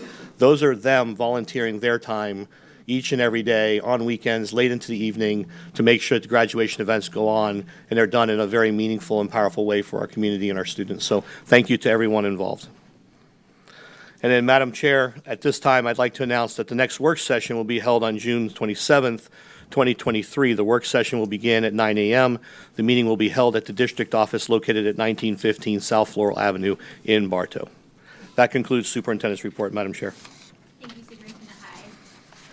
Mr. Murphy, do you have an attorney's report? Thank you, Madam Chair. Yes, I do this evening. I would ask that the board entertain a motion to advertise for a public hearing on July 25, 2023, during the regularly scheduled board meeting. This will be for authority to advertise a public hearing on the naming rights and the fee structure for school district facilities. Thank you. Thank you, Mr. Murphy. Can I get a motion to advertise exactly what Mr. Murphy just said? And second. Thank you, Ms. Fields and Dr. Allen. Any discussion? Seeing none, all those in favor, please signify by saying aye. Aye. Any opposed? And the motion carries. Thank you, Madam Chair and Board, and that is all I have this evening. I'm, of course, delighted to be here. We're delighted to have you here. You're welcome to come back in July if you want, just Well, missing out on the party. Let me take that under advisement. Thank you. Thanks. Okay, and next we'll have our auditor's report. Ms. Matthews. Thank you, Madam Chair. This evening, I'm bringing forth a recommendation for the appointment of Mr. Salvatore Tropia to the Audit and Finance Committee. Mr. Tropia is being nominated by School Board Member Justin Sharpless. Mr. Tropia is a senior audit and tax manager at Bunting, Tripp and Ingley since 2006. He has over 15 years of experience in public accounting, specializing in audit, taxation, and consulting services for a diverse set of industries. He has a proven track record of implementing audit efficiencies. Mr. Tropia is a CPA. He has an MBA and a bachelor's degree in accounting from Southeastern University. He serves on the board of directors at High Point Church of Lake Wales, is a past president and member of the Rotary Club of Lake Wales, and is a graduate of Leadership Lake Wales Class 22. Mr. Tropia's 3-year term will commence with your approval. Thank you, Ms. Matthews. And I will hear a motion to approve Mr. Tropia to the Audit and Finance Committee. So moved. Second. Mr. Sharpless and Ms. Fields, any discussion? Mr. Sharpless. No, just he has a lot of years of experience in the Lake Wales community in accounting as well as auditing, and so I thought it was a perfect fit. We needed someone with, I feel like that committee is very important, so we need someone with a lot of experience. Thank you, Mr. Sharpless. Any further discussion? Seeing none, all those in favor, please signify by saying aye. Aye. Any opposed? And the motion carries. Thank you. Anything else, Ms. Matthews? That's all. Thank you. Thank you so much. All right, next we will have Dr. Allen with District 1. Oh, thank you, Madam Chair. Just in lieu of the amount of public comments, I'm going to yield majority of my time to those comments. But in general, I would say it's been a busy, extremely busy month with graduations and the end of the year events. Really wanted to say a heartfelt thank you to Superintendent Hyde. Man, I think you have the hardest job anywhere around. So, and you pour your heart into what you do. So thank you. To your cabinet, your staff, you guys, man, you're pursuing excellence, and I see it every day impacting our students and families, Polk. So thank you. I do have to give a pencil comment, too, if that's okay. You know, the pencil is like the beginning and the end. It's like the alpha and omega in this little yellow, or this one is the Pearl Blackwing 602. But, Madam Chair, that's all I have for my report tonight. Thank you. Thank you, Dr. Allen. And next we will have Mr. Nolte. Thank you, Madam Chair. Thank you, Superintendent Hyde, and I concur with everything Dr. Allen just said. It was just an amazing graduation. I was honored to attend many of the graduations, and my hand is still recuperating from all those shakes, but it was worth every minute of it. Like Superintendent Hyde said, the expression, the smiles on these students' faces was incredible. Just heartwarming.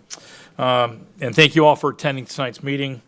Please continue to go to your grandchildren or your children's schools and attend those PTA meetings, and do all you can to help our new generation become super leaders. And I also attended the half-cent sales tax committee meeting, and went well, and hopefully we can move right along. I hope everybody has a great summer vacation, and be safe, and God bless. Thank you, Mr. Nolte. And Ms. Fields. Thank you. Mine will be very brief. Mr. Murphy, we're so happy to have you tonight, and anytime you want to come back, let us know. Appreciate that. Thank you. All right, thank you. We thank you for your service to us. I wanted to just have one comment about the proclamation, and Mr. Superintendent Hyde, thank you for the recommendation that you're going to be bringing before us for discussion. I know that we've had a practice, maybe not a policy, but we have had a practice. Originally, we used to approve proclamations, and then we went from approving to just presenting because of controversial things like tonight. I do want to say that I was very pleased to be asked to read the proclamation tonight, and I would have read it with pleasure. I read it in June of last year. I would have read it again tonight.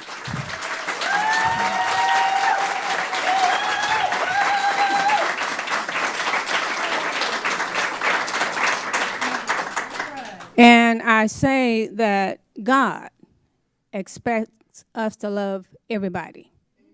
Everybody. And so no matter what, I'm going to do what I'm supposed to do because I'm trying to go to heaven. Okay? So as we have conversation, I look forward to that. And I want to thank everybody that came tonight.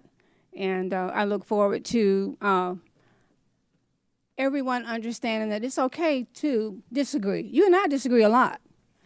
But we agree to disagree with respect and with honor. And the last thing that I would say is it is so heartwarming to see the graduates and the families and the academic awards program. I went to Kathleen High School, and it's amazing to me how smart our kids are. They are so smart. They're doing so well. Yet sometimes we don't hear the good stuff. It's always the negative stuff. So to all of the graduates, to their families, to the administrators, to the teachers, to the custodians, to the lunchroom workers, everybody who has impacted these young people's lives, thank you. And we look forward to what these young people are going to do because, you know, one day we're going to leave this place and somebody has to take our place. And hopefully these young people will be able to come back and do just that. That's my report. Thank you, Ms. Fields. Mr. Sharpless.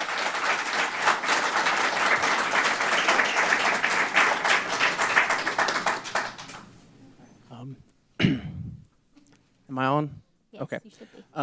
I just want to first say, you know, I went to 10 graduations this year, and it just reaffirmed in me why we do what we do in public education, right? We are helping students achieve their potential. And when they walk across that graduation stage, right, we're sending them out into the world to do whatever whatever on their hearts, right, to do, whether that's, like Superintendent Hyde said, go into the workforce, college, our military, or so many different options for our students. It was truly a touching moment to watch our students graduate, especially for two different ones that I went to that really was special to me. First, our center schools that graduated on May 13th, to see the excitement on the students' faces, to see the support of the family at those center schools. I'm really looking forward to next year going to a center school and visiting one and seeing all the great work that's done at those center schools. That was the first one. Another one that really touched me was Roosevelt Academy in Lake Wales. I'm a Lake Wales boy. My dad actually works at Roosevelt Academy. And seeing the difference that school makes for its students. In particular, when the salutatorian got up there and actually thanked my dad, who's the construction teacher there, for, I'm going to try to without being emotional, I'm going to try it, that he actually found a career path because of his classes there at Roosevelt Academy. That's special, and that's the kind of work we do in Polk County Public Schools. And I'm going to end my comments there because I know we have a lot of public comments to go. Thank you, Mr. Sharpless. Ms. Miller? Thank you. I'll also I talk a lot, but I'll try to fast forward. The graduations, if you haven't been, I'm lucky enough to be at Auburndale, still on the field in the heat with the sweat running, but it is the most like spirit-filled. If you've never stood next to John Hill, who was the principal there during a graduation, as he tells you the planes are coming, and they drop streamers out over the kids, and they point towards a lake and sing the alma mater. You know, I missed that for our schools. I know I don't want to start controversy. In Winter Haven, we were still on the field in 1994, but Auburndale is true spirit of family. The kids there, nobody cares who you are, where you're from, who your parents are. It is a family. That entire community is a family, and the same thing goes for Lake Gibson, even though we had to link pinkies and sing the song that I really don't know at the end. Ryan Van will make sure that you know you are safe in his schools and you are valued. And I think that as a district, and it's odd that we're at this place now where that's even a question. You know, we gave out our first scholarship in our family for my son Michael in his benefit, in his honor, and it went to a little girl named Lily Fields. Lily, it didn't matter what her grades were.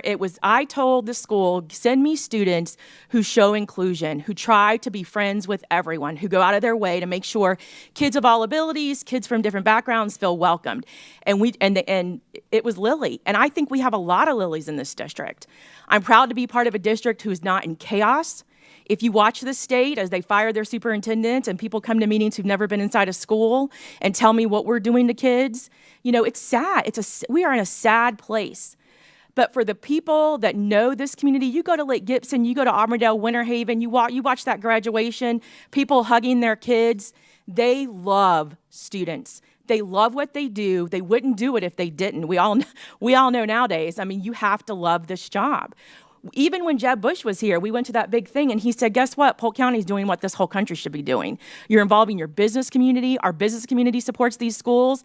There's not people, you know, we don't have adversarial community support. There is a small group that keeps rebranding to try to, you know, sell it. But I'm telling you, the people your neighbors love your kids and love the school system, and they volunteer every day. I have parents volunteering in classrooms without even being asked. It's amazing to see what we're doing. So I invite you out if you haven't been. I'm so proud that my colleague is going to go to a center school.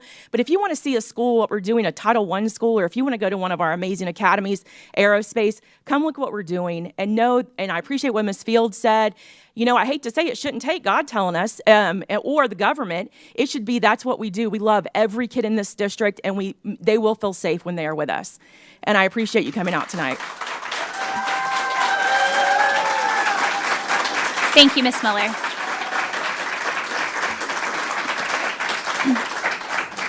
So I just have a couple brief comments, and then we are going to take a brief recess just because we've been going about 2 hours and we have probably between an hour and a half and 2 hours left. But I just wanted to quickly make comments about graduation. It really is the best 2 weeks of the year. Seeing those students' faces, but also seeing them greet their principals is just incredible. I also just want to give a shout out to Ms. Dodge, though today was her last official meeting with us on staff. I know that she can't go far, that she's not going to change her number, but I don't think any of us should be surprised that she was slightly poached. It was bound to happen at some point, but I'm excited that she'll get to keep working with the district. I think all that is going on in Tallahassee with education, that we've had some huge wins over the past several years, and a large part of that is in thanks to Ms. Dodge and making sure that we keep the ability to make as many decisions as possible right here in Polk County. And with that, I'm going to recess the meeting. We will be back it is 7:07 now. We're going to be back at 7:20.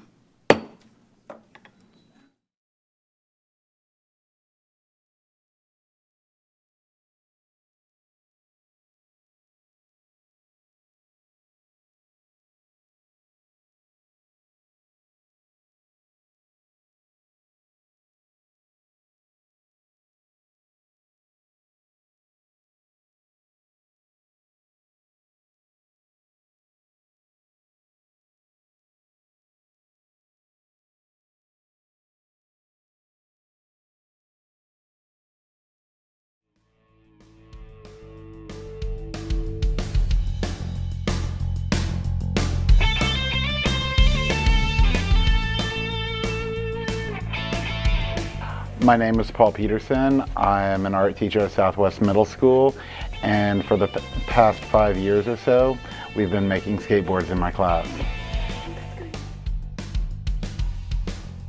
I remember the Polk County School Board mission statement a few years ago talked about rigor and relevance. And what I found in 20 years of teaching, that the kids are learning all these skills, but they're not able to apply them in a relevant way to where they are right now. So by making the skateboards, they're able to incorporate the math, science, and artistry of taking a raw material to a finished product that they can go out and actually physically use. At Southwest Middle School in Lakeland, Florida, art teacher Paul Peterson dives into the art of fusing academics with woodworking and design, re-sparking vocational and academic skills that had previously faded. There's always a beginning to any endeavor, and Mr. Peterson started less than 5 years ago. In 2014, Lakeland was a sponsor city for InnoSkate, and that year we hooked up with creativeskate.org, and we made about 50 skateboards.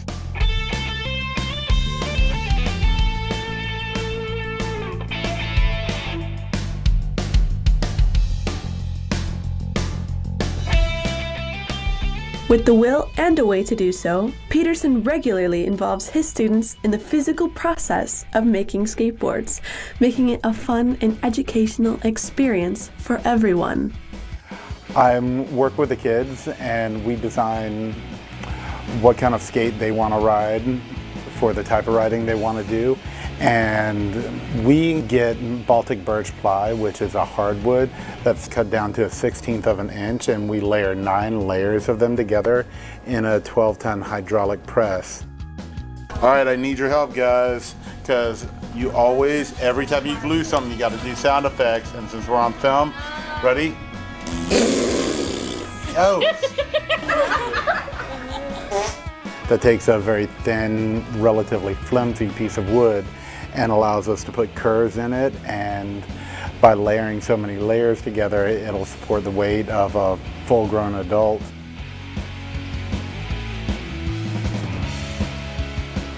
While standardized testing and feature readiness have become a dominant focus in schools today, Mr. Peterson's vocational involvement gives light to the dynamic importance of applying real-world knowledge.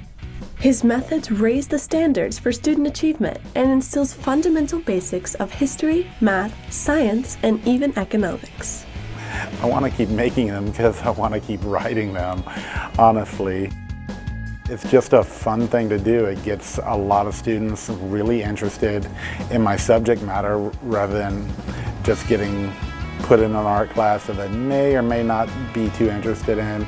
At this age, a lot of my students are less concerned about the classics, the Greeks and the Renaissance, but you talk skateboards, hot rods, and graffiti, they're loving it, and they're learning the same skills with perspective, color, shading, and so on. And once I get them hooked, then I can bring in a little bit more of the history of where all these skills came from.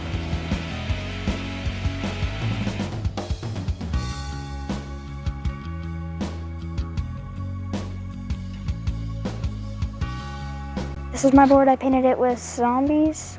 It probably took me about a week or two to paint this. This one right here is one of my favorites. Her name is Taylor Haynes. She did this, I believe, her 6th grade going into her 7th grade year, so she is about 12 when she painted this skateboard. Once the kids finish designing, cutting, and painting their board into a final product, they finally get to experience what it's like writing something entirely of their own creation. We kind of have like a freedom to do kind of whatever we want on the boards. Of course, you're not painting on paper or drawing on paper. It's a little different, and if you know how, you can write it and kind of be proud of what you've done. What I found with my students is it really seems to empower them to go out and earn the money to participate in the program themselves rather than asking mom and dad. And the beauty of it is no two skateboards are exactly alike. They work collaboratively in groups, discovering their own talents, intelligence, and self-confidence. All vital ingredients to building a better future of role models, one skateboard at a time.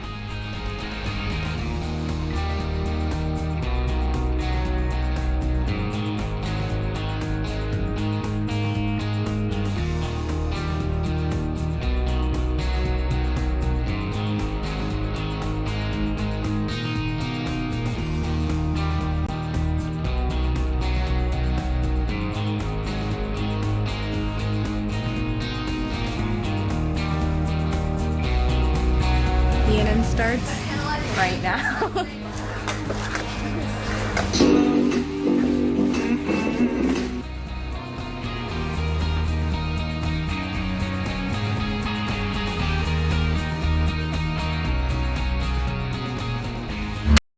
Let the celebration begin. There's a new aura over Bryant Stadium, a new air of anticipation that doesn't come from Lakeland's latest state championship football title.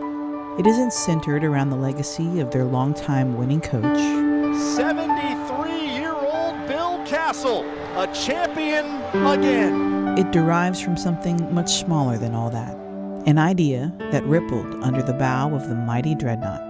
It was September 28th, midway through last season, when the team faced the Bartow Yellow Jackets and the Dreadnought wave crested for the first time. Well wishes from our Dreadnought family to yours.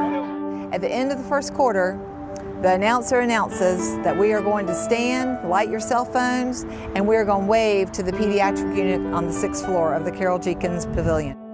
And they're in their windows with their cell phones, kids are waving, parents are waving, and we're all waving back. It's just quite an emotional experience, actually.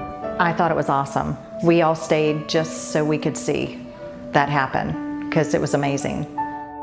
But seeing the fans join in with the team, and both teams and the cheerleaders, was just, didn't expect that. To see just how they looked up to the children and did their lights, and it was like a tear moment. It's fun to look back at the stadium and see all the fans with their lights and, everybody waving up to the stands. It's a great moment in the heat of the battle of a football game where everybody comes together for something other than football.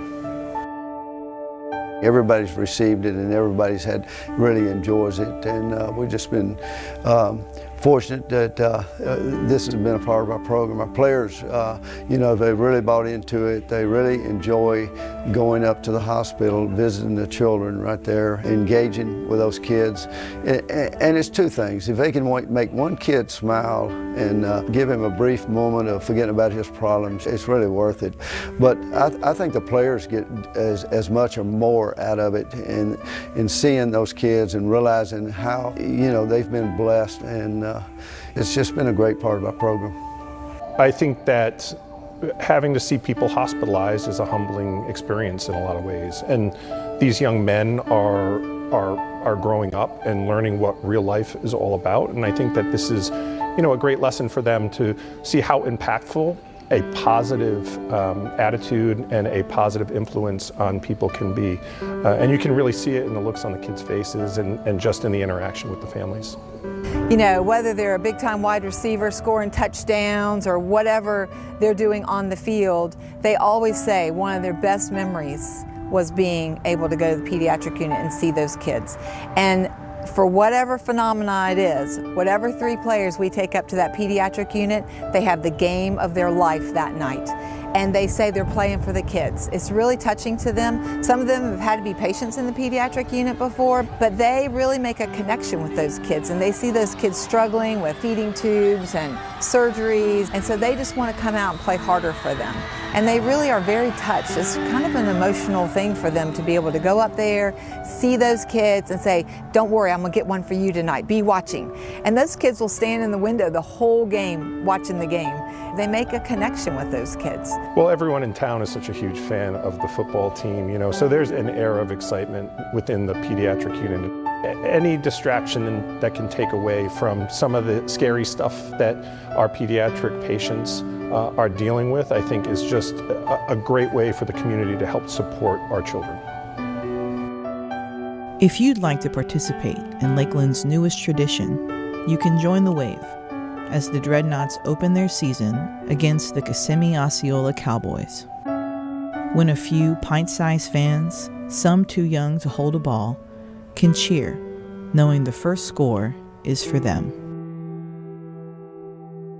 To see the team's complete schedule, visit lakelandfootball.com.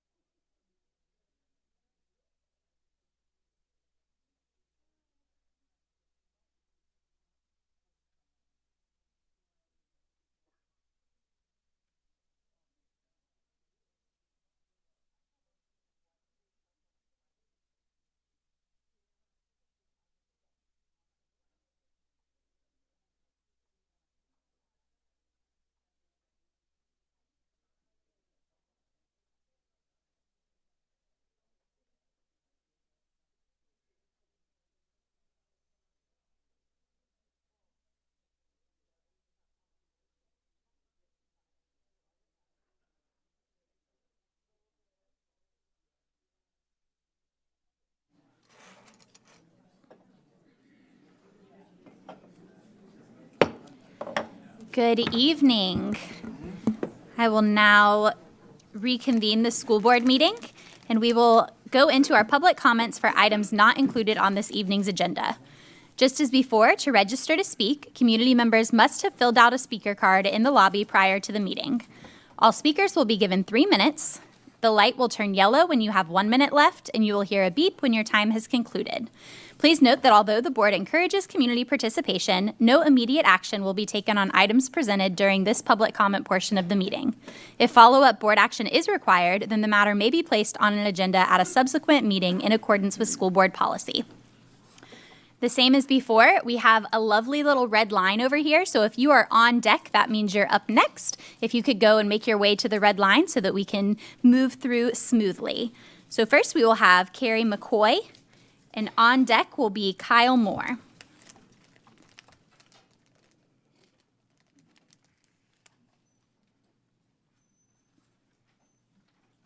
And if you could just state your name for the record when you start, and then the clock will start as soon as you start speaking. Yes, I am Carrie McCoy. Good evening, Superintendent Hyde and board members. I would like you all to know that Polk Pride, the group asking for this proclamation declaring June LGBTQ+ month, does not have a problem with moving the proclamation to October. October is LGBTQ+ History Month, and school is in session. I understand there have been some procedural issues with proclamations. I also understand June is a low attending meeting unless we get the word out to have people show up. I see there's not a whole lot of students here. So running an LGBTQ youth group, I know that most of my youth are currently on vacation and are unable to attend this meeting. With having this proclamation in October, where more kids can attend and be celebrated for who they are, is a great way of letting them know that they matter. Not only will there be more students to be able to attend, but more staff members, more community members will be able to attend because less people will be on vacation. Mr. Hyde, I know there doesn't seem to be a right or a wrong here, and I would hate to be in your shoes this evening because I'm sure you're going to hear exactly what people think about this whole issue here tonight. But personally, and behalf of Polk Pride, I want to thank you for what you do, not just for our LGBTQ+ students, but for all the students of Polk County, and I thank the board as well. So thank you. Thank you, Ms. McCoy. Next is Kyle Moore, and on deck is Sarah Fortney.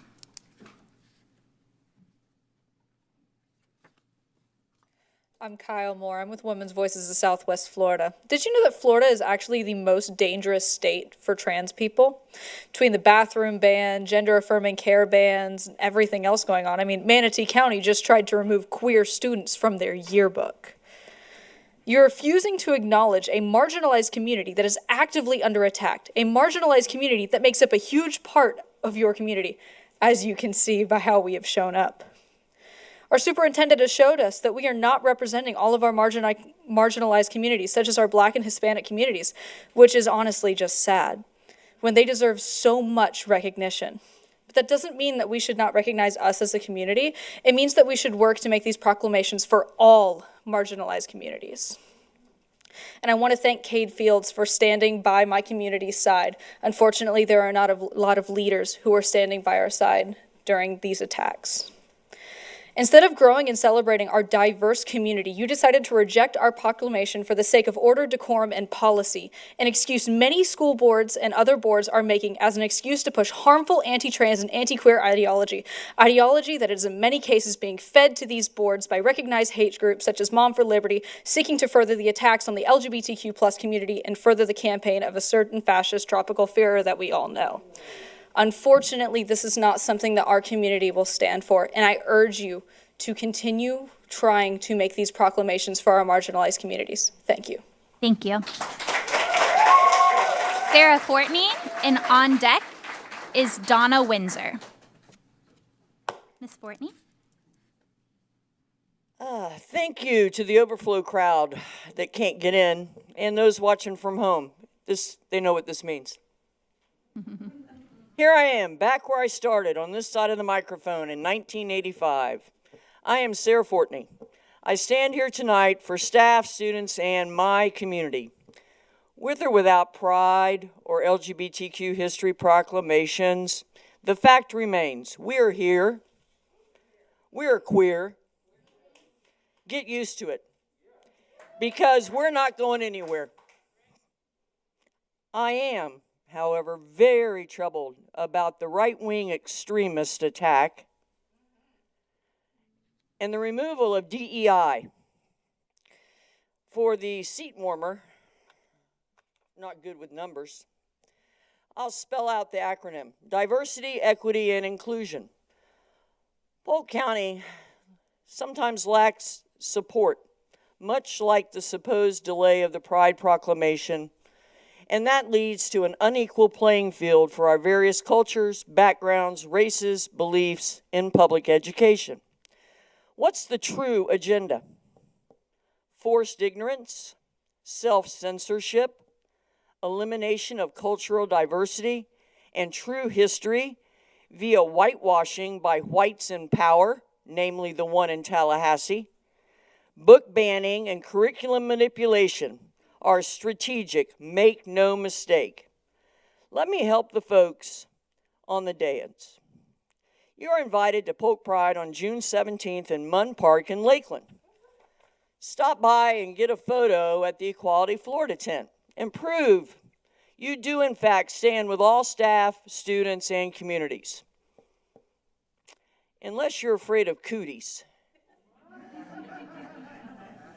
that the seat warmer claims to exist, just know I have always been fully vaccinated. Thank you. Thank you, Ms. Fortney.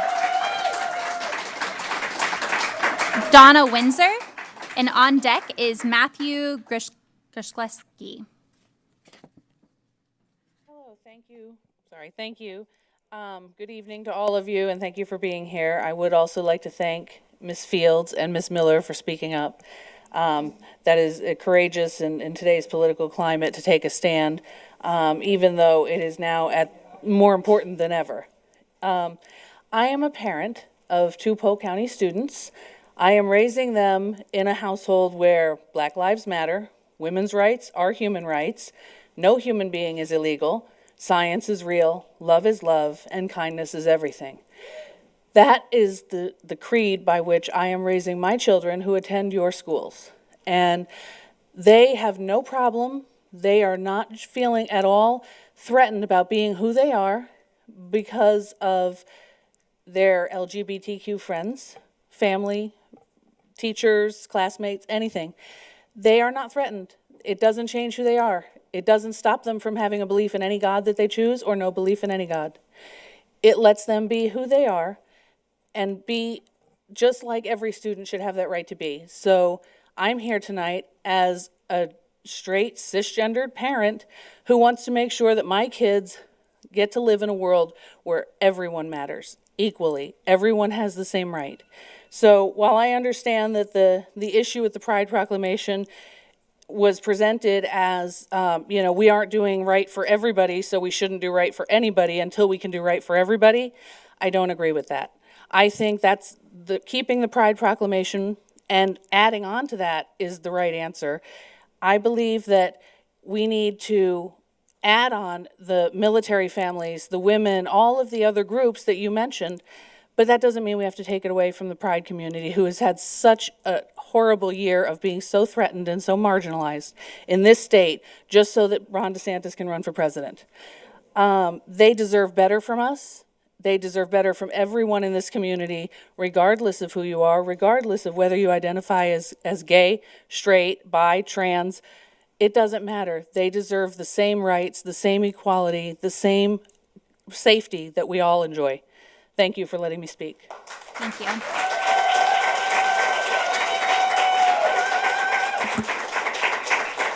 Matthew, and I will let you say your last name this time, and then Joellen McPeak is on deck, and I apologize. Whenever you're ready, you can just start speaking. Okay. My name is Matthew Grholski. I'm 19 years old only, and the last time I spoke at a school board related event was speaking in opposition to banning the book Extremely Loud and Incredibly Close. What we saw then was an attack on our public education system. As a member of the class of 2022, I know way more about our students, our classes, and more than 60-year-old Nazis that are full of hate. I know of so many non-cis and non-straight students in our county that desperately need our help. Our valedictorians, our salutatorians, and our students. Excuse me, please face the board because you're here to speak with us. Thank you. That are fighting every single day for their basic rights. If the Polk County School Board doesn't act now, while all the homophobes in Munn Park and across Florida at Disney, for example, wave Nazi flags, then when will the board actually step up? Will it ever defy the fascism that my grandparents stood against, or will it simply let happen?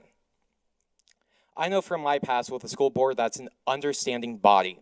Please understand that you need to affirm basic human rights right now. These are the colors that we fight for. We need to stand up for our valedictorians, salutatorians, and our everyday students and show them actual love. As somebody that is a product of Polk County Public Schools, I am disappointed in the board in this whole ordeal. The fact that it seems like the board at times doesn't care fully about students in some aspects really hurts.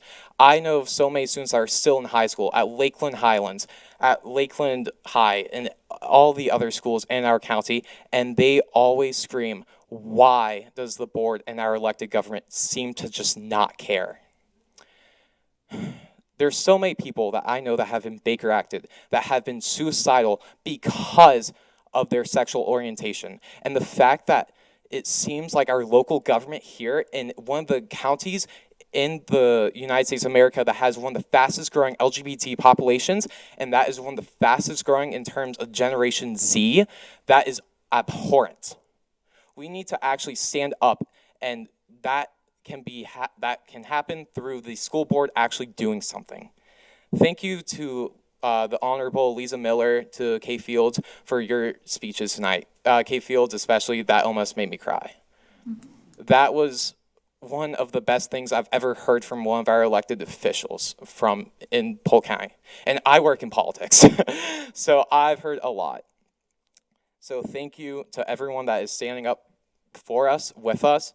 And on the sidelines, if you're just waiting along and just waiting for things to happen, it's time to stand up with us. Thank you. Next is Joellen McPeak, and on deck is Kristen B. Good evening. My name is Joellen McPeak. My pronouns are she, her. I stand here tonight as an ally to our students and families.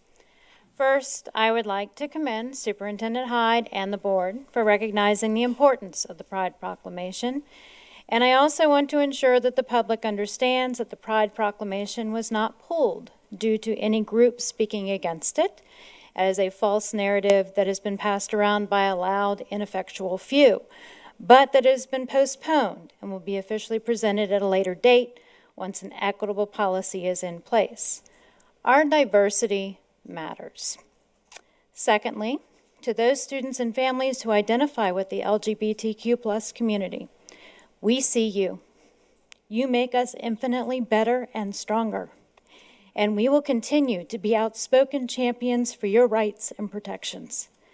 Silence is not neutrality, it is complicity, and we will not be silent. In that vein, I would like to speak to an incident that occurred at the last school board meeting on May 9th.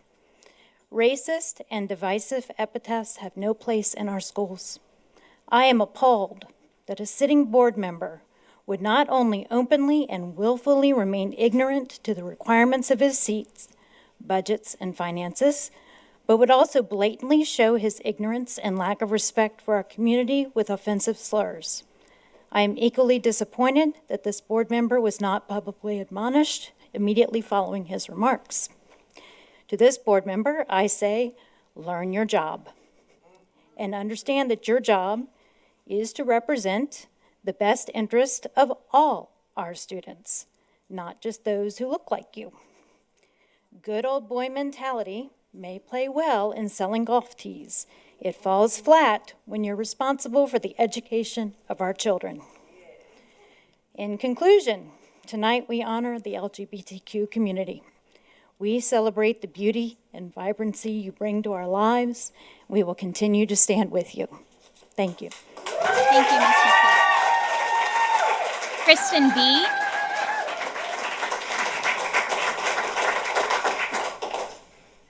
And on deck,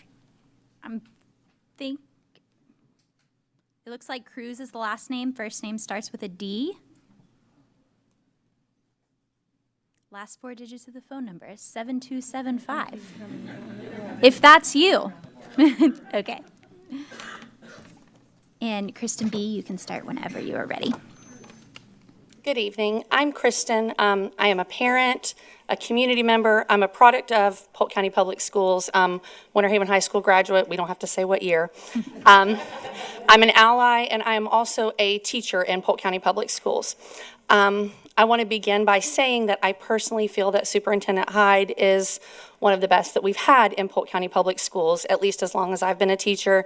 I've had many interactions with him, and they have always left me impressed and truly feeling like he cares for the students and staff of Polk County Public Schools. I had originally planned to attend this meeting tonight because it had been announced that a Pride Proclamation would be read, and I wanted to show my support. I was disappointed to learn a few days ago that this item was removed from the agenda by Superintendent Hyde himself. I wanted to be sure to point that out since so many people are confused and think that the board removed it due to pressure from certain community members. As a teacher, I make sure that all students feel safe, seen, and represented in my classroom, and I feel it is not too much to ask that they receive the same treatment from their superintendent and their school board, especially considering that reading a proclamation is really the bare minimum that you can do to acknowledge that something or someone exists. Mr. Hyde, by removing this proclamation, you have caused this community to doubt your support when they need your solidarity and support now more than ever. We are asking for you to include the original June Pride Proclamation at July's board meeting so that you can remedy this harm and show your support. We also urge you to have a separate proclamation for LGBTQ History Month in October, as these are separate events and do deserve separate proclamations.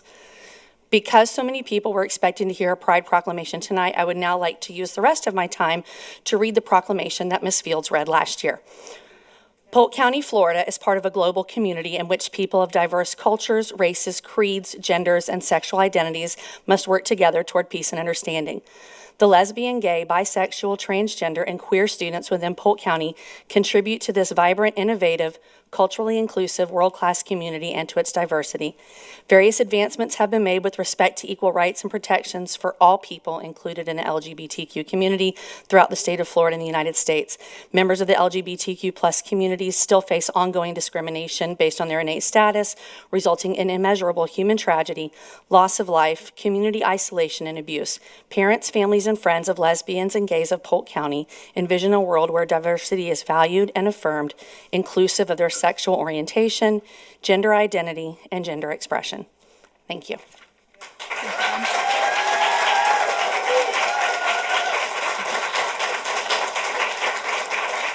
D. Cruz, and I will have you say your name for the record. And then Shayna F. is on deck.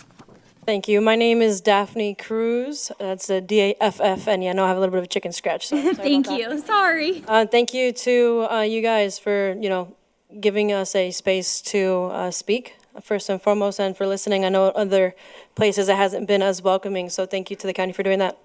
For those of you who don't know, I am a product of Polk County School Board. I've also have given the last 10 years in my career at Polk County School Board, 5 years elementary, 3 years middle, and 2 years high school, completing my 10 years before I had officially resigned just a few weeks ago. Given the rhetorics, I guess we could say, that have been happening over the last 2 years, things have been a tough time for us in our community, and I mean the LGBTQIA plus community, including our non-binaries as well. I want to make sure I give them a shout out. I don't question so much more of why the Pride Proclamation was removed, more as to please be mindful of what's happening right now in the recent politics that are currently happening against our community, and just be mindful with verbiage, be mindful with timing, because timing is everything. Pride in June is much different than Pride History Month in October. They're two vastly different things, and it's okay to be blissfully ignorant in a respectful way, to not know that, but we're here to learn today. I want to definitely say that it is important for our students, our staff, our teachers, our leaders to know that we support them, and that you guys support them. And just like earlier today, when Ms. Fowles said that we can all agree to disagree and kind of keep that conversation respectful and moving forward, that's exactly the same mantra that I have and have always had within my career. I've come across parents that have told me, I don't want to speak to the gay one. I've had parents ask me, am I legal? This isn't a climate that is exactly the most fun, but it is a climate that we can use to learn and use our voices to speak towards, a community that has been under attack lately. And it doesn't hurt to just let others know that, hey, regardless of whether or not I agree with you or typically that is said your lifestyle, I'm here for you in whichever way it can be. And that's all that we ask of you guys. Additionally, I would like to say, when it came to graduation, I was there. I was the one that was bawling in the corner. I was shaking hands with my students, and there was no more pride that I felt when I had one of my students, and I call them my gaybies, my gay students. I call them all my gaybies. And I had one student who was a trans male walk across the stage, and I just started bawling, because all I could think about was who is going to be here for them, to support them, to encourage them to be their true selves. At the end of the day, you were born to be you. And just like our mantra says, student first, it's not straight students first, it's not black students first, it's not white students first, all students. And all students should be put first, always. Thank you.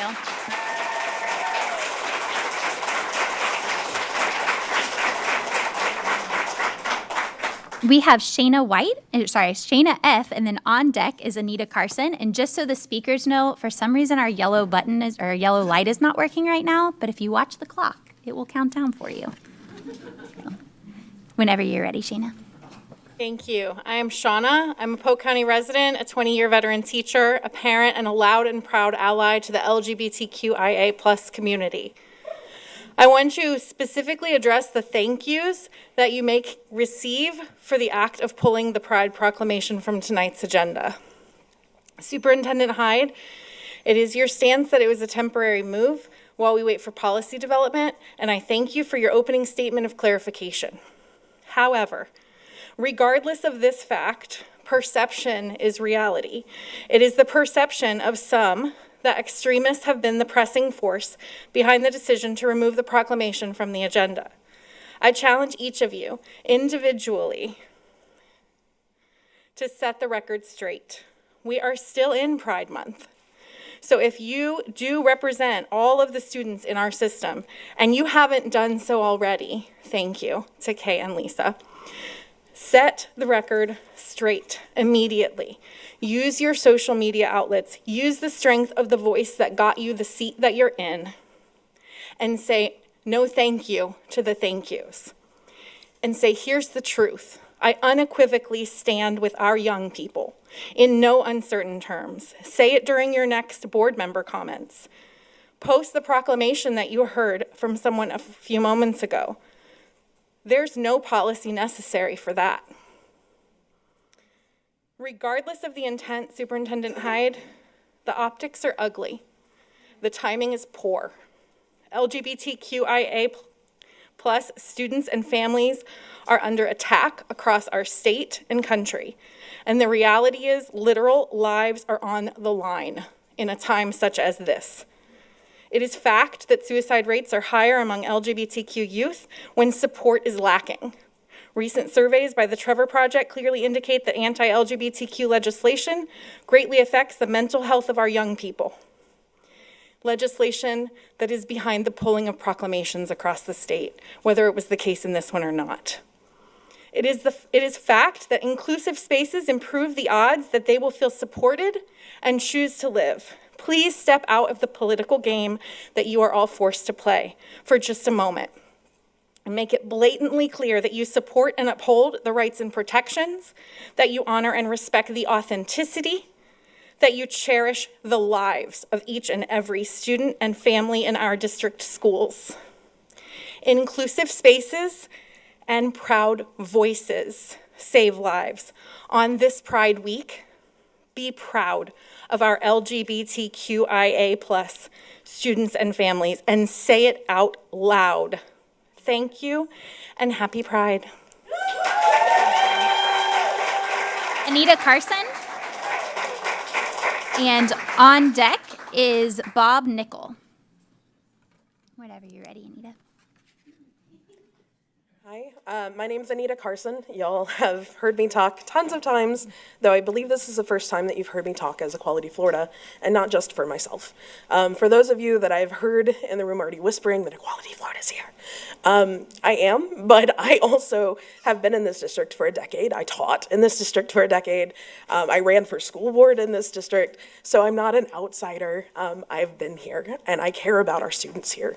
I know that our superintendent is not homophobic. He's not transphobic. I know there are several people on the board that I have great relationships with, and I want that to continue.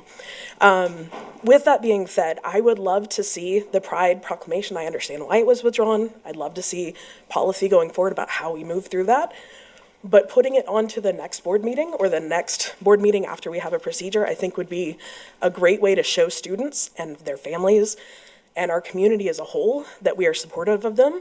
And I would love to see that before school starts, because there's a difference between seeing it before school starts, after this has happened, than seeing it in October, several months into the school year.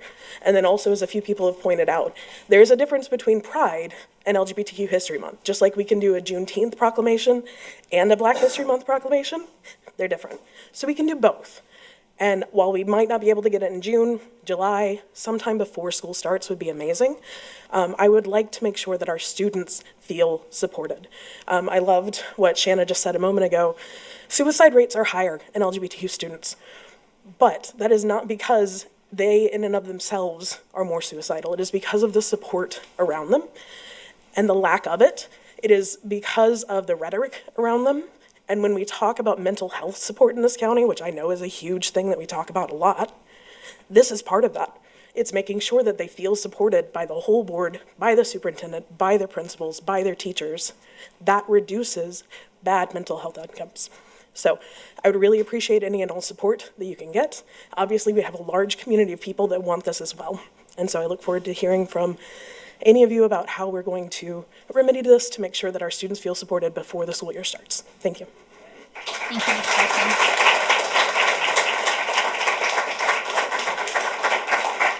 Bob Nickel, and then on deck will be Chelsea Davis. Good evening. It's good to see you all again. Thank you, Ms. Fields. Thank you, Ms. Miller. My name is Bob Nickel. As you all know, I'm a teacher at Boone Middle School in Haines City. Last week, Polk County Commissioner Neil Cumby said, quote, "I believe we shouldn't be adopting resolutions regarding lifestyle choices," end quote. Choices? Who would choose to be gay? Who would choose to be beaten and stuffed in the trunk of a car? Ryan Skipper didn't choose to be gay. He didn't choose to be stabbed 20 times and have his throat slit before his body was dumped on the side of the road in Juanita. All because he was gay. Ryan Skipper graduated from Winter Haven High School, went to Travis Votech. He attended Grace Lutheran in Winter Haven, where growing up he was an altar boy. Ryan Skipper was a true Christian, not the ones who use the Bible to hide their bigotry. Removing the Pride Proclamation from the agenda this month is a disservice to the legacy of Ryan Skipper. There's been talk of moving it to LGBTQ month in October when students are in school. How would that work? How can teachers and students celebrate LGBTQ month when we can't even say gay in the classroom?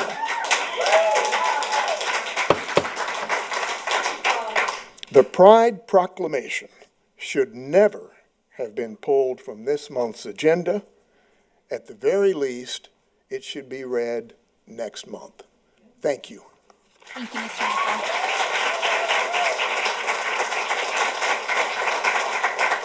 Chelsea Davis, and then on deck is Spike P. Hi, I'm Chelsea Davis. I'm a school counselor. I'm a Polk County native, and I am a member of the LGBT community. When I applied to work for Polk County Schools back in 2015, I took comfort in the policies in place that would protect myself and my family from workplace discrimination. That sense of safety, the base of Maslow's hierarchy of needs, if I may put my counselor hat on for a moment, that sense of security allowed me to pursue excellence in my position without worry that my employment might be endangered because I chose to be married to a woman. The past year saw several policies pass in Florida, which had me questioning my family's safety in this state. The past legislative session was one unpleasant surprise after another, and I found myself frequently questioning if I was welcome in my home. With the encouragement of my work family and my loving community, I did decide to stay. So I'll be here next year. The last minute timing, it's really is the timing. It's the last minute timing to remove the Pride Month proclamation. It was startling. It had me asking those same questions all over again. Was this the other shoe that was about to drop? Would I need to sell my home, leave my friends and family here in Polk County? I really do appreciate that a procedure needs to be implemented. It's necessary. I look forward to having stability on that in the future. I look forward to National School Counseling Week being celebrated every year. I ask that you please reflect on the timing issues surrounding this move to avoid this sort of concern in the future. Sudden policy changes relevant to vulnerable populations, they feel targeted and they raise alarms. There are a lot of LGBT staff here in Polk County and in the Polk County School Board. We just want to work. We just want to live. And we want to do that with that essential sense of safety. Thank you to the board and to Mr. Hyde. Thank you very much. For your time and for your support. Thank you.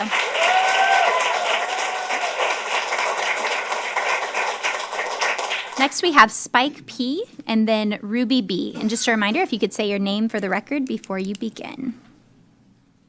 My name is Spike. Good evening, everyone. I've been a Polk County resident my entire life, and a few years ago I graduated from a Polk County school. I myself am an intersex trans gay man. And when I went to school, there was not really any representation. There was no support for me at that time.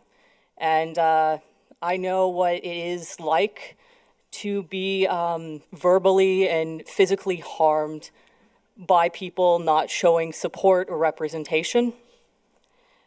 And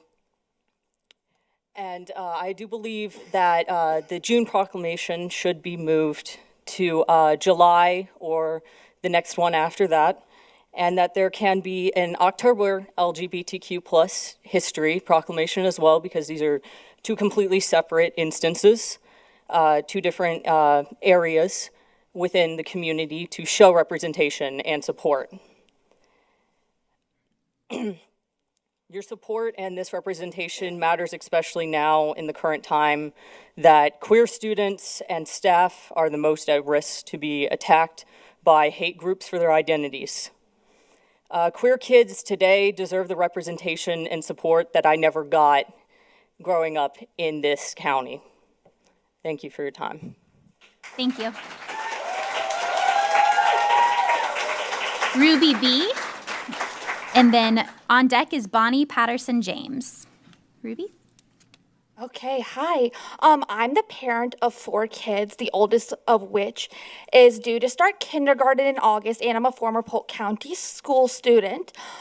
Many books I read as a child in Polk County schools are now removed under the guise of freedom and parents' choice, when in reality, the choices and freedom of parents have been taken away from me and others, mostly by people who don't even have school-aged kids.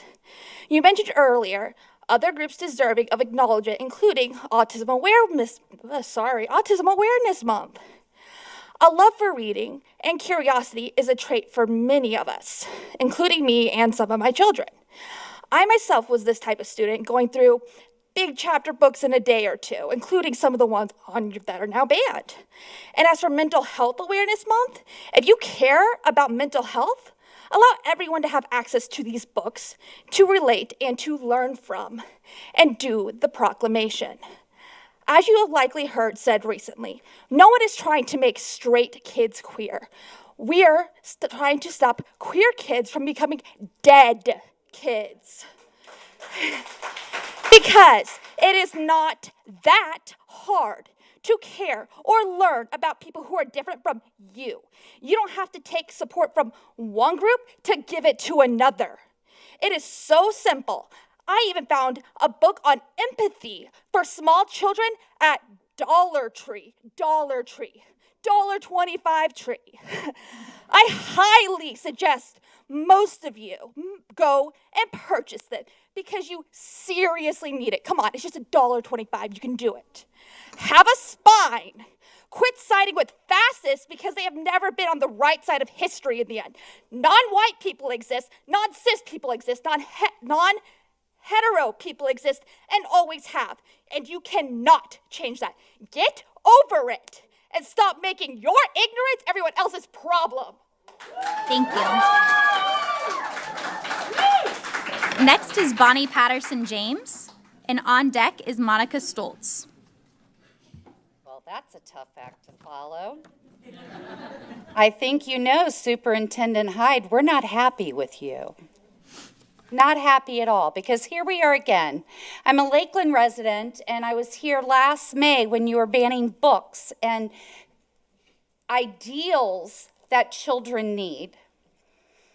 You've let your LGBTQIA community down with your lack of support. This should be a time that these students feel the support of their leaders, schools, and community. Removing the proclamation from June is an insult to these students and families and our community, and it needs to be rectified immediately. These students need solidarity now more than ever, especially after that legislative session that they were constantly being attacked. I had trans parents crying in my arms, gay parents figuring, how am I going to get my family out of this state for safety? School is supposed to be safe. period. It is the right thing to do. You don't need a procedure or policy to do the right thing. Humanity is free. All marginalized communities desire our support, and they deserve it. Love and protection from extreme ideas and the hate groups that continue to show up in our school boards, our community, and our families. Polk commissioners mocked the proclamation, mocked the students, family, and community. And what we all know is Pride Month. You followed suit, though. You didn't think about your students. You didn't think about the families. You didn't think about the community. You went with your biased opinion and you blamed it on policy. Get your Christianity and spirituality right. Thank you, Ms. Fields. Thank you, Ms. Miller. You stood up in a time to where people need to be standing up and speaking out loud. I have nothing more to say, but shame on you. You should really be ashamed of yourself, because I feel shame for you. Thank you. Monica Stoltz, and on deck is Kathy Huston. My name is Monica Stoltz, and I live in Winter Haven. I'm a proud parent of a recent Polk County Public Schools graduate and another graduate in 2020. I'm also a former teacher. I'm here tonight for many reasons, but to explain to this board and those here that I just left a profession that I love and have dedicated many years to. I most recently spent 10 years teaching kindergarten. I was recognized by my peers as Teacher of the Year for my school. I'm burned out. The endless demands on teachers are unattainable, but as professionals, we do everything in our power to achieve these demands. I spent my career with the motto set by Krista McAuliffe, I touch the future I teach. It's fitting that tonight there were students recognized for the Dick Scobie scholarship. We do this at the expense of our own health, of our families, of our own pockets to fund our classrooms. There are many things that I hear and read about why our educational system is failing. Books, curriculum, and a beautiful population of people are the current targets. I have never once felt that I harmed a student who asked a question about diversity in my classroom. What I did fear and worry about the harm that I was inflicting on them was not, and not to mention myself, was explaining to my 4-, 5-, and 6-year-olds, many of them their very first experience in school, why we had to hide in tiny, smelly bathrooms every month as part of active shooter drills, and on several occasions, actual threats that were on or near our campuses. I wonder how many people in this room have sat in a bathroom or a dark closet with 18 or more small children trying to keep them quiet because you don't know if the threat is real or a drill. It's terrifying. I mention the smelly bathrooms because many of Polk County Public Schools campuses are over 50 years old and have original facilities and plumbing. I've lost count of the number of times the classroom toilets have overflowed materials, disrupting the learning environment. At one school, the roach infestation was so bad I developed a great teaching skill of how to kill a roach and continue teaching without disrupting the learning environment. There have been endless changes to curriculum. I mean, just in the past few years, are we using LFS, I can statements, LSI, learning targets, benchmarks, receiving curriculum months after school begins? None of these even address how developmentally inappropriate our early childhood curriculum is. What has been our solution? One-to-one devices, encouraging more screen time. Current state funding has made me feel completely unvalued, easily replaceable new teachers with zero experience, as I do with 10 years experience. What other profession is this? As of 6 p.m. tonight, 608 current positions are open instructional, and that should be the most important thing for the people in this room. Thank you.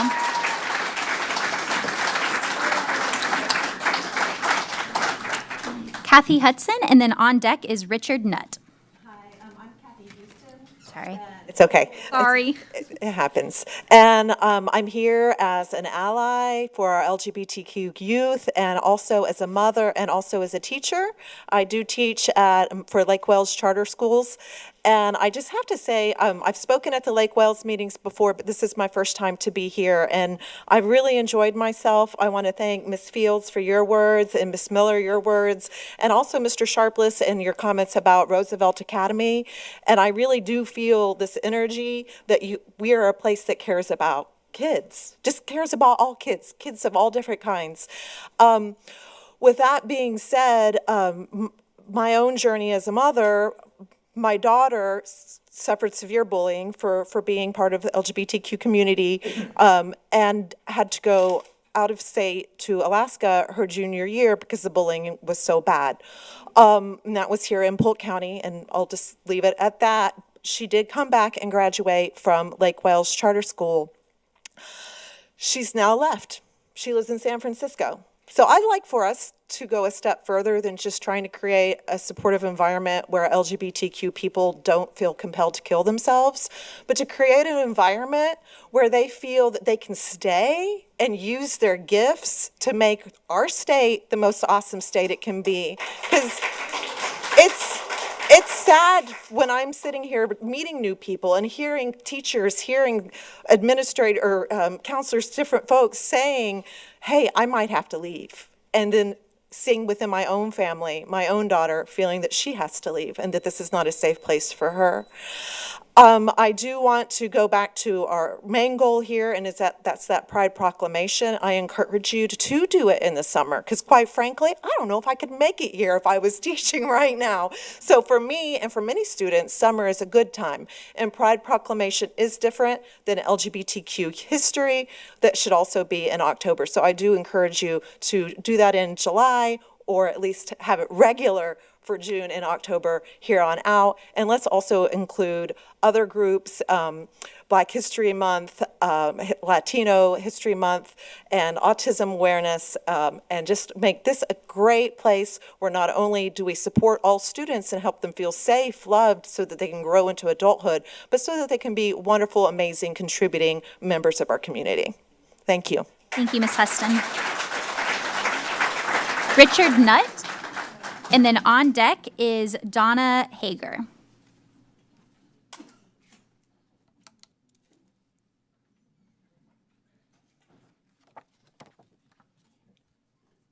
My name is Richard Nutt.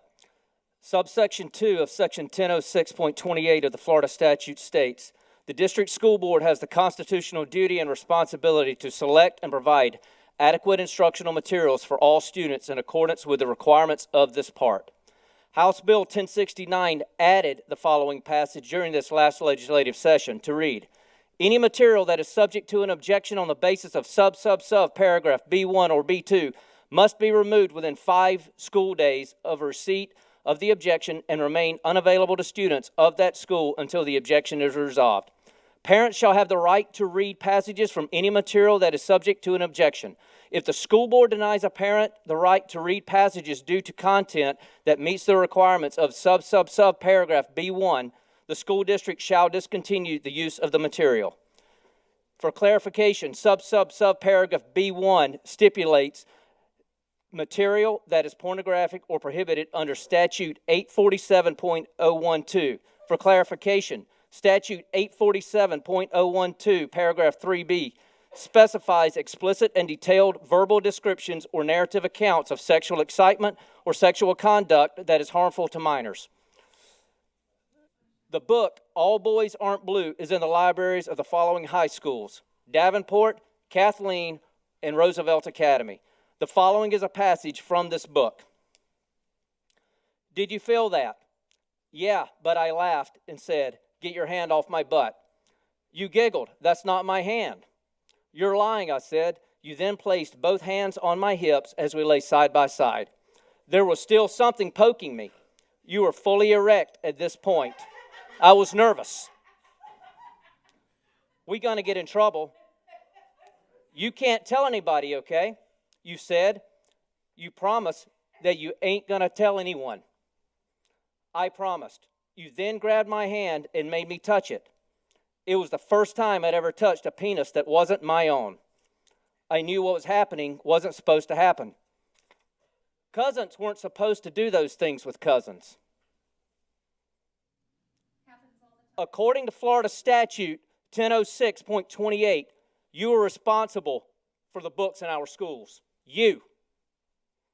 Statute 847.012, paragraph 5 states, an adult may not knowingly distribute to a minor on school property or post on school property any material described in subsection 3 that we discussed above, which was discussed, like I said, earlier.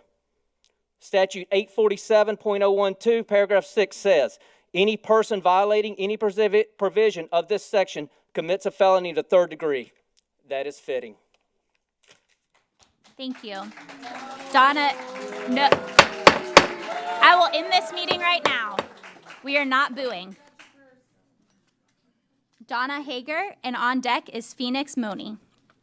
Hi, I'm Donna Hager, and first I'd like to thank the sheriff's deputies who are all here to protect us and say how sad it is that we have to have them here at a school board meeting.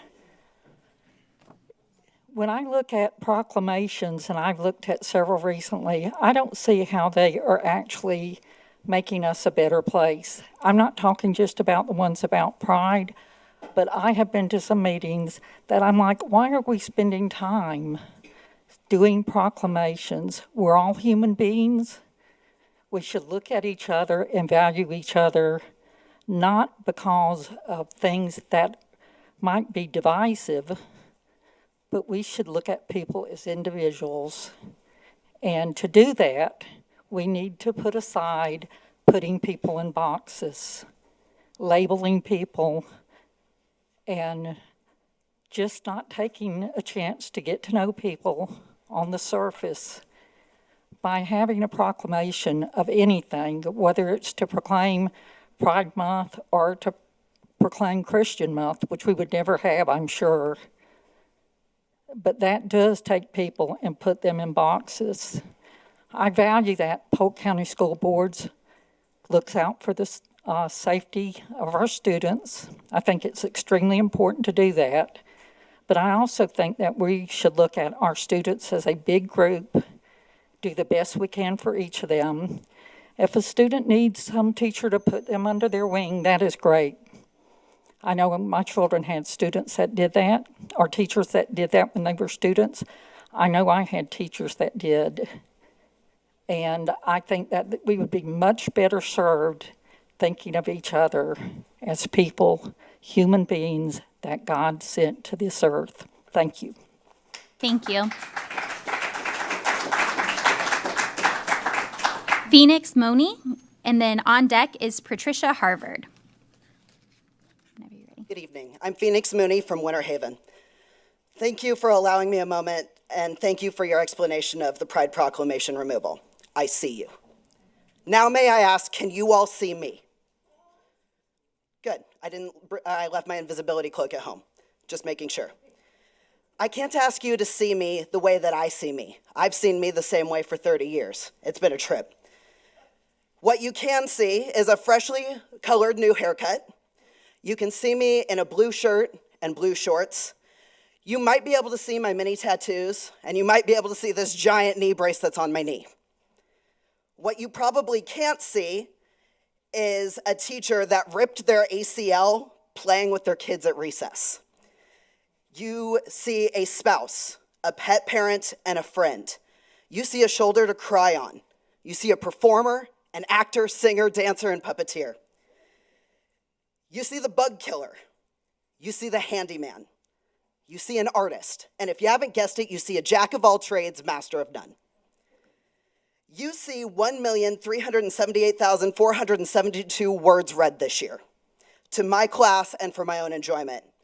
And you see me coming second place to one of my students that took my challenge and beat me.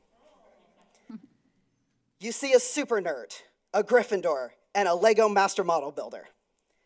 You see a teammate, a dedicated hard worker, and a person that comes in early every single morning and stays late every single night.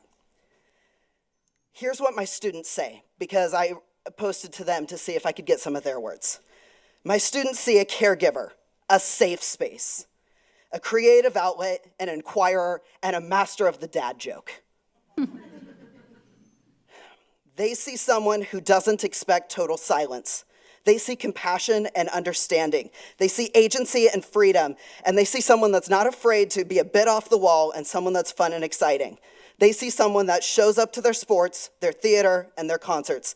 They see someone that loves them and has their back. We all have our stories and we all have our triumphs and traumas. They are the building blocks of who we are, but they are only one piece of the entire Lego build. What you see before you is a non-binary human just trying to live their life. You see someone that's afraid to use a bathroom in public because I'm not man enough for the men's room and I'm too manly for the women's room. You see someone that has a weekly injection that finally makes me not feel broken. And you see a suicide survivor that realized I have a bigger person than living for myself. I am more than my gender and more than my sexuality. At the beginning, I asked if you can see me, and now I ask if you will see me. Will you see your LGBT staff and students? Will you stand with us, and will you re-add the proclamation? Thank you. Thank you. Patricia Harvard.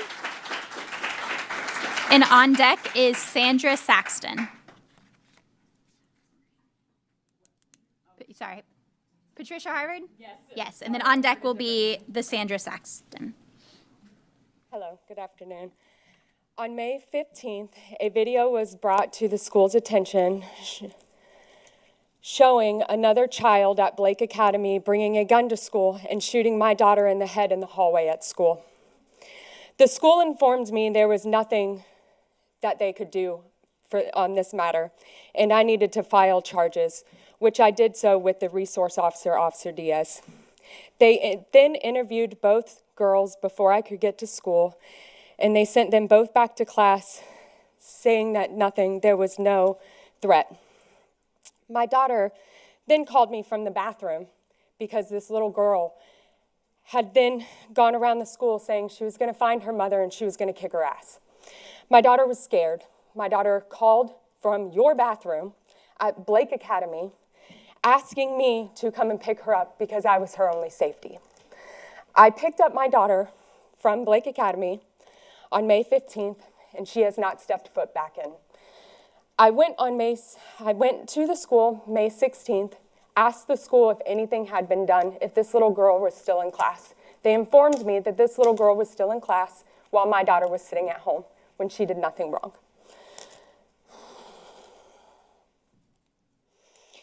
I then proceeded to leave the school and go down to the Polk County courthouse and file a restraining order. I then came back to the school on May 18th with a court date for May 31st in hand and asked the school resource officer if there was anything he could do. Ms. Ava Brown, the principal, and Officer Diaz informed me there was nothing that they could do. And so I then, of course, upset. But Ms. Ava Brown informed me that my daughter could finish out the school year at home, and that it would be nothing. Her absences would be excused and everything, and that was fine. I then expressed my feelings because I brought forth all the school board policies and the harassment and everything, and it stated that that little girl should have been removed from school immediately, and she wasn't. And I expressed my dissatisfaction with the school, and I was called within an hour saying that I was trespassed and not welcome back on campus. Sorry, continue. I would like, according to board policy 1362, if a complaint is not resolved through an informal complaint process, a formal process can be filed either orally or in writing with the district office. I stand before you today to tell you I am filing a formal complaint. I expect to hear from your complaint.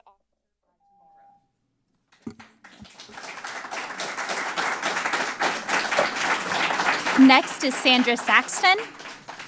And on deck is Persinger Byron S. I have the video of my granddaughter the video of the shooting, I would like for y'all to watch it. I think once you watch this and you hear the children in the background screaming and the gunshots, that you might stop and think that if someone's threatening a child that they're going to shoot them, that should be something that's handled immediately. My granddaughter missed her 5th grade graduation because she didn't get to go back to school because it wasn't safe. It wasn't safe because the principal and the people that are in charge did nothing. They instead said, we can't do anything. It goes to the board, and the board tells us what we can do. I'm sorry, but you have failed my granddaughter. I would like for you all to watch this video. I would like for everyone here to see this video, because when you see this video, you can't deny that this was something that should have been taken serious and something should have been done about this. We live in a society where we have mass shootings every single day. We have had mass shootings at our schools in the state of Florida. It's uncalled for. There should be a zero tolerance for shit like this. Excuse my language. I cannot express to you how disappointed I was when I went to the school with my daughter for her support, to go to the principal to say what is going to be done. For them to tell us nothing is going to be done.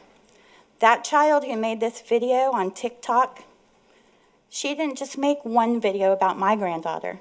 She made a video about another child. Same concept, shooting him. So I would like for you all to watch this video. Ma'am, we don't have the capability to watch that this evening. I believe most of us have seen it, but you are welcome to email it to us so that we I would appreciate all your email addresses. Thank you. They're all on the website. Okay. I think all of you should see this video. I'd be happy to share it with you. Next is Persinger Byron S., and on deck is Deborah Boblitz.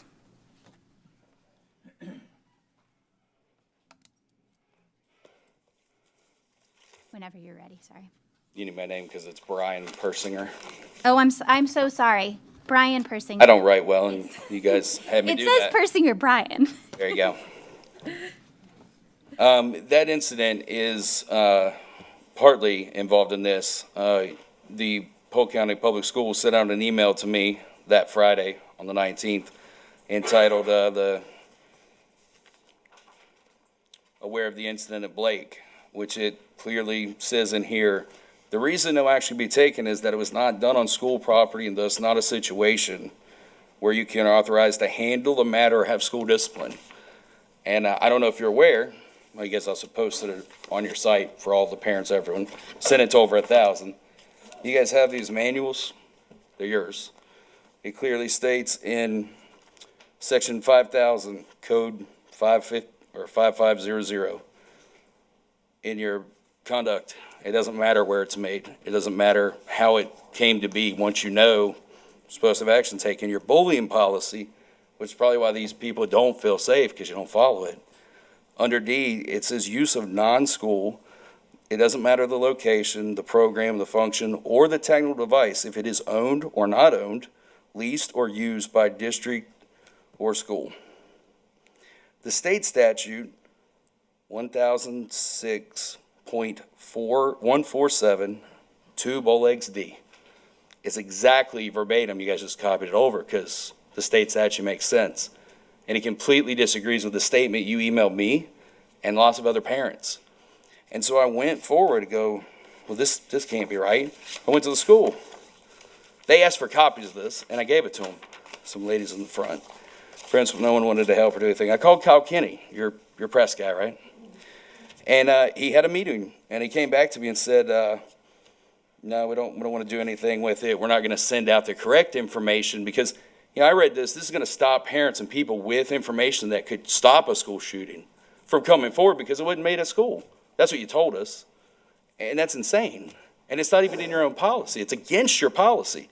So all I did was ask clearly, send a message out with what your actual policy is, since you sent the wrong information. That's crazy that I have to have that conversation more than once. No. Mr. I emailed you multiple times. That's who, Kyle, give me your email. I sent it. I did the message thing on your board many times. I had conversations with Dr. Ben Henry, who regurgitated the same policy, that it wasn't made on school grounds. There's nothing we can do.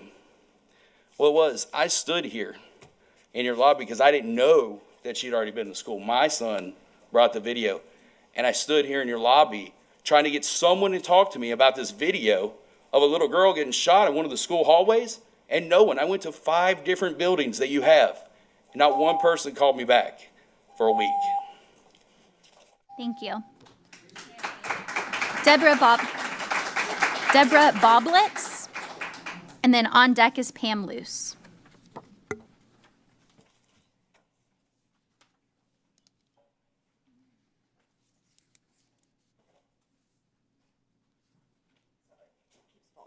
Okay. Hi, my name is Deborah Boblitz, and my reason for addressing you today is concerning a book that is currently in a few Polk County schools. I'm going to read a few excerpts from pages 238 to 240, and believe me, it's not a laughing matter, which reads like a diary. And in a few days, I'm also going to be submitting a request for examination in order to have this book challenged and removed. So, here's a quote. Daddy had been back to Kaylee for lollipop licking, my term, a few times. She had a vague notion that this was wrong, but she wasn't sure why and didn't know how to ask. So as usual, the smell of wild turkey preceded Daddy. In the bright moonlight, you could see Kaylee cringe in shallow sleep. Daddy crept through the door to the side of her bed, stood looking down for a very long time before stirring her with a volley of kisses. Cheeks, forehead, lips. Oh, little girl, do you know how beautiful you are? No one was ever as lovely as you, not even your mother when she was a child. I can't believe you're mine. Well, she tried to sit up, but Daddy pushed her gently back down against the mattress. Stay just like that for Daddy. I want to teach you something new. He lifted her nightgown, rolled it up over her belly, coaxed her thoroughbred legs apart. Don't be afraid. This won't hurt. You'll like it, I promise. He kissed the length of her torso down to the small, naked V. It was only his mouth that night. He didn't even ask her to touch him, prove how much she loved him. At 10, it isn't exactly easy to separate good touch from bad touch, proper love from improper love, doting daddy from perv, end quote. Those are all from the book. So there are many more scenes in this book than what I have time for, obviously. I didn't find any redeeming qualities in this book that would make this book worth staying in a children's library. Inside the back cover of this book tells us who the author is writing for. Quote, author of 14 young adult novels, unquote, not children. It's obvious that this child is being traumatized with sexual assaults throughout this book that started at a young age with her father. So how can any competent educator think that this is not harmful to minors?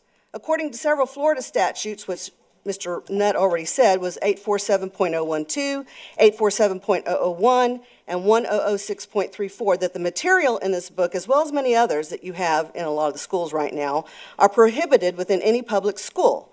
So please remove these obscene books from the school libraries. Thanks for your time. Thank you. Pam Luce, and on deck is Robert Goodman.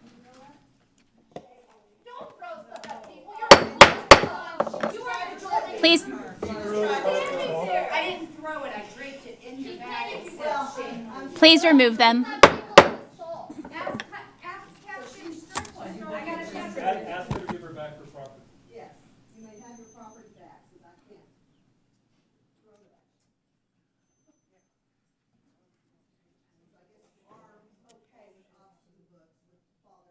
Okay, Karen.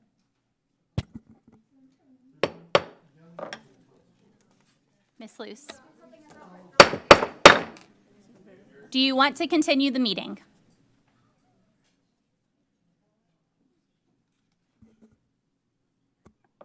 Miss Luce. Good evening. I want to speak this evening also on the incident at Blake Academy.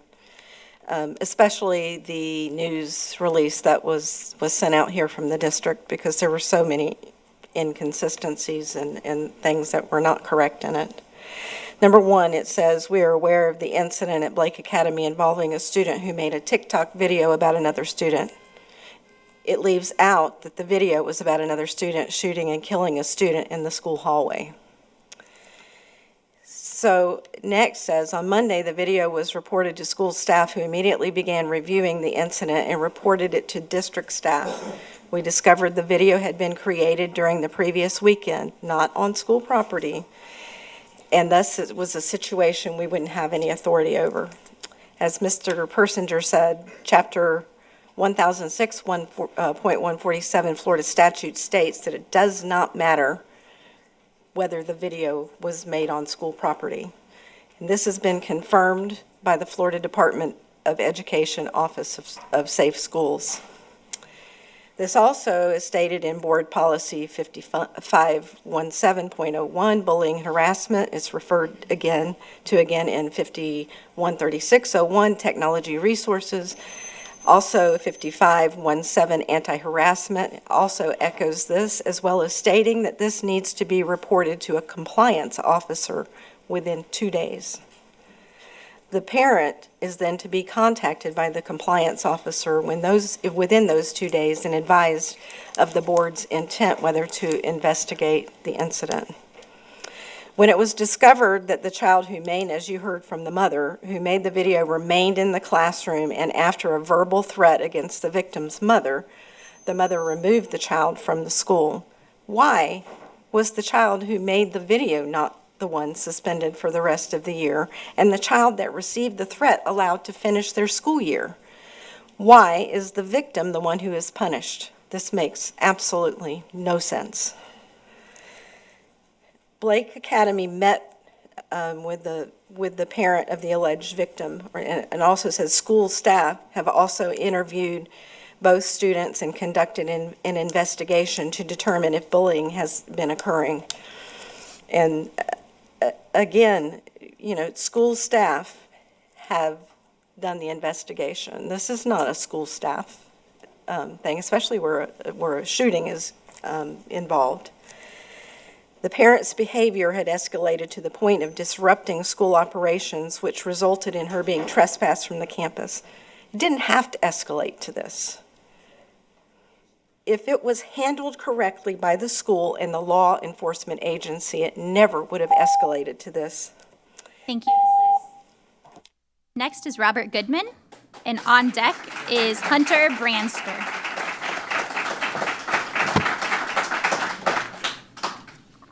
Good evening. I want to speak on Robert Goodman from Lakeland, Florida. I want to speak on several issues tonight. First, I want to show support for the parent whose child was threatened with gun violence at Blake Academy. This child who made the video could have been put on an in-school suspension. They could have been sent home. There are so many ways this could have been handled. We spoke to Grady Judd. So as far as we understand, until the state school board was contacted, nobody got involved or did anything. This is a big failure. The same week that this threat happened, a 21-book anime series, Assassination Classroom, was challenged at 3 high schools. If you're not familiar, this graphic novel series is categorized as science fiction, but the imagery is vivid. It has a mass of misfit students using rifles to assassinate their alien teacher and assassinate others. There's graphic several images, and the review panels from all 3 schools were concerned with the violent imagery and sexual content. However, they all voted overwhelmingly to keep these books in school. The exact same books were challenged a week before in Osceola County with the exact same outcome. The superintendent of Osceola County stepped in and pulled the books from every school in Osceola the next day. I'm asking the board and the superintendent to have the courage to do that here. With all of the gun shootings and the threats, even in a 5th grade classroom here, a student is threatened like this and nothing is done. We have to stand up. When is it going to stop? When a student is dead? You take responsibility for this. These books I will be happy to buy you a set so you can look through all 21 volumes. It is science fiction. They're shooting an alien teacher, but the imagery looks like a mass shooting at an American school. And speaking of that, I've heard a couple people talk about book banning. Removing an inappropriate book, like one that shows people being shot at a school from a public school library, is not banning a book. If you go back to the times of Mao's China, what banning a book was, 30 days, you had to get rid of all of the books in the country. You had to burn them. If you were caught with the books after 30 days, you were assassinated or put in jail for 5 to 20 years. That's what book banning is. The word the terms that people use and they say, oh, you're trying to ban books, that's a lie. We're not going to let that lie exist anymore. There are things that are age appropriate. You can't show The Hangover in high schools. You shouldn't show The Hangover in high schools, but you can have a graphic novel book where kids are assassinating teachers. Something's not right. Stop the lies. It's not book banning. It's all about age appropriateness. You can't show an R-rated movie. You can't have an R-rated book. Thank you. Thank you, Mr. Goodman.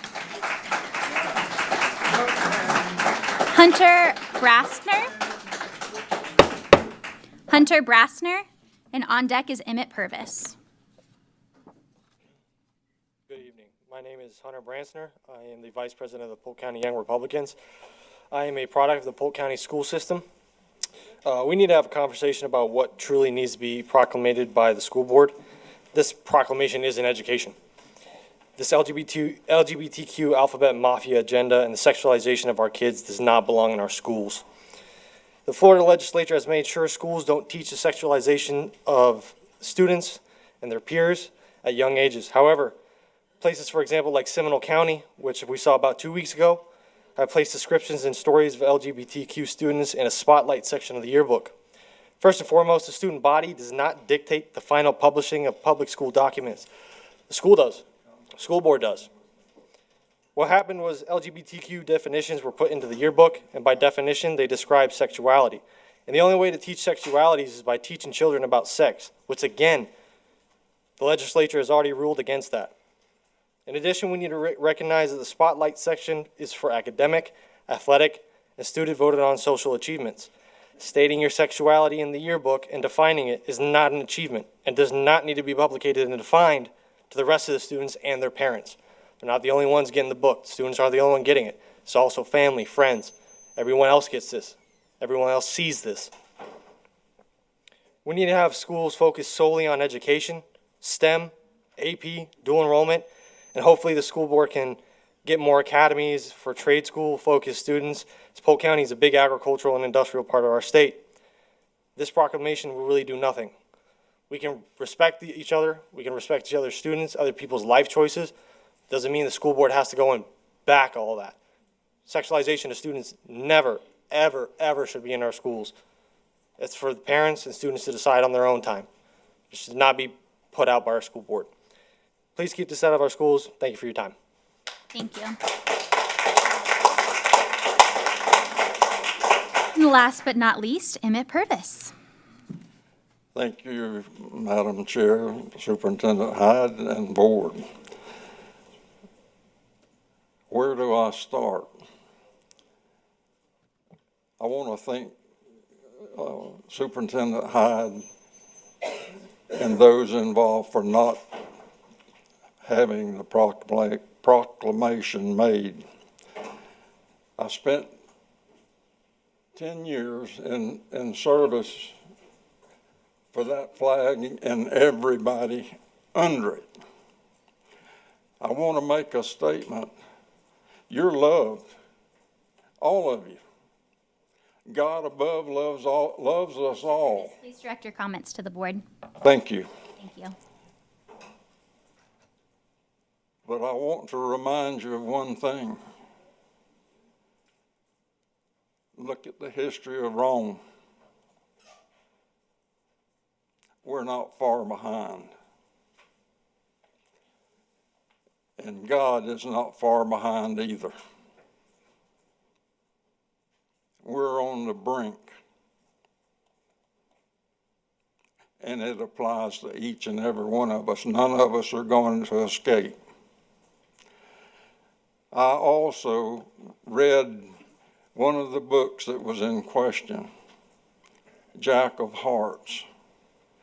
It was so filthy, I could not even attempt to read it over 30 or 40 minutes at a time, and I had another book, The Last Battle, so as soon as I put it down, I could get my mind off of it. It did absolutely nothing, added anything, not one iota, to a school kid's education, academic education. It's in Davenport Library. It needs to come out. And I would ask each and every one of you and Superintendent Hyde to pull that filthy garbage out of, and there in any other school it may be in. I wouldn't recommend it to my worst enemy to read.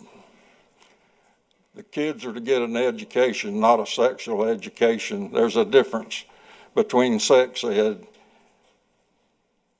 and what's being taught. And I thank you for what you are doing right. And as one of the people stated earlier, I know you've got a tough job. But we're here to help. We're not here to hinder. We want to see America go forward. Thank you. Thank you, Mr. Purvis. And with no further business to come before the board this evening, this meeting is adjourned.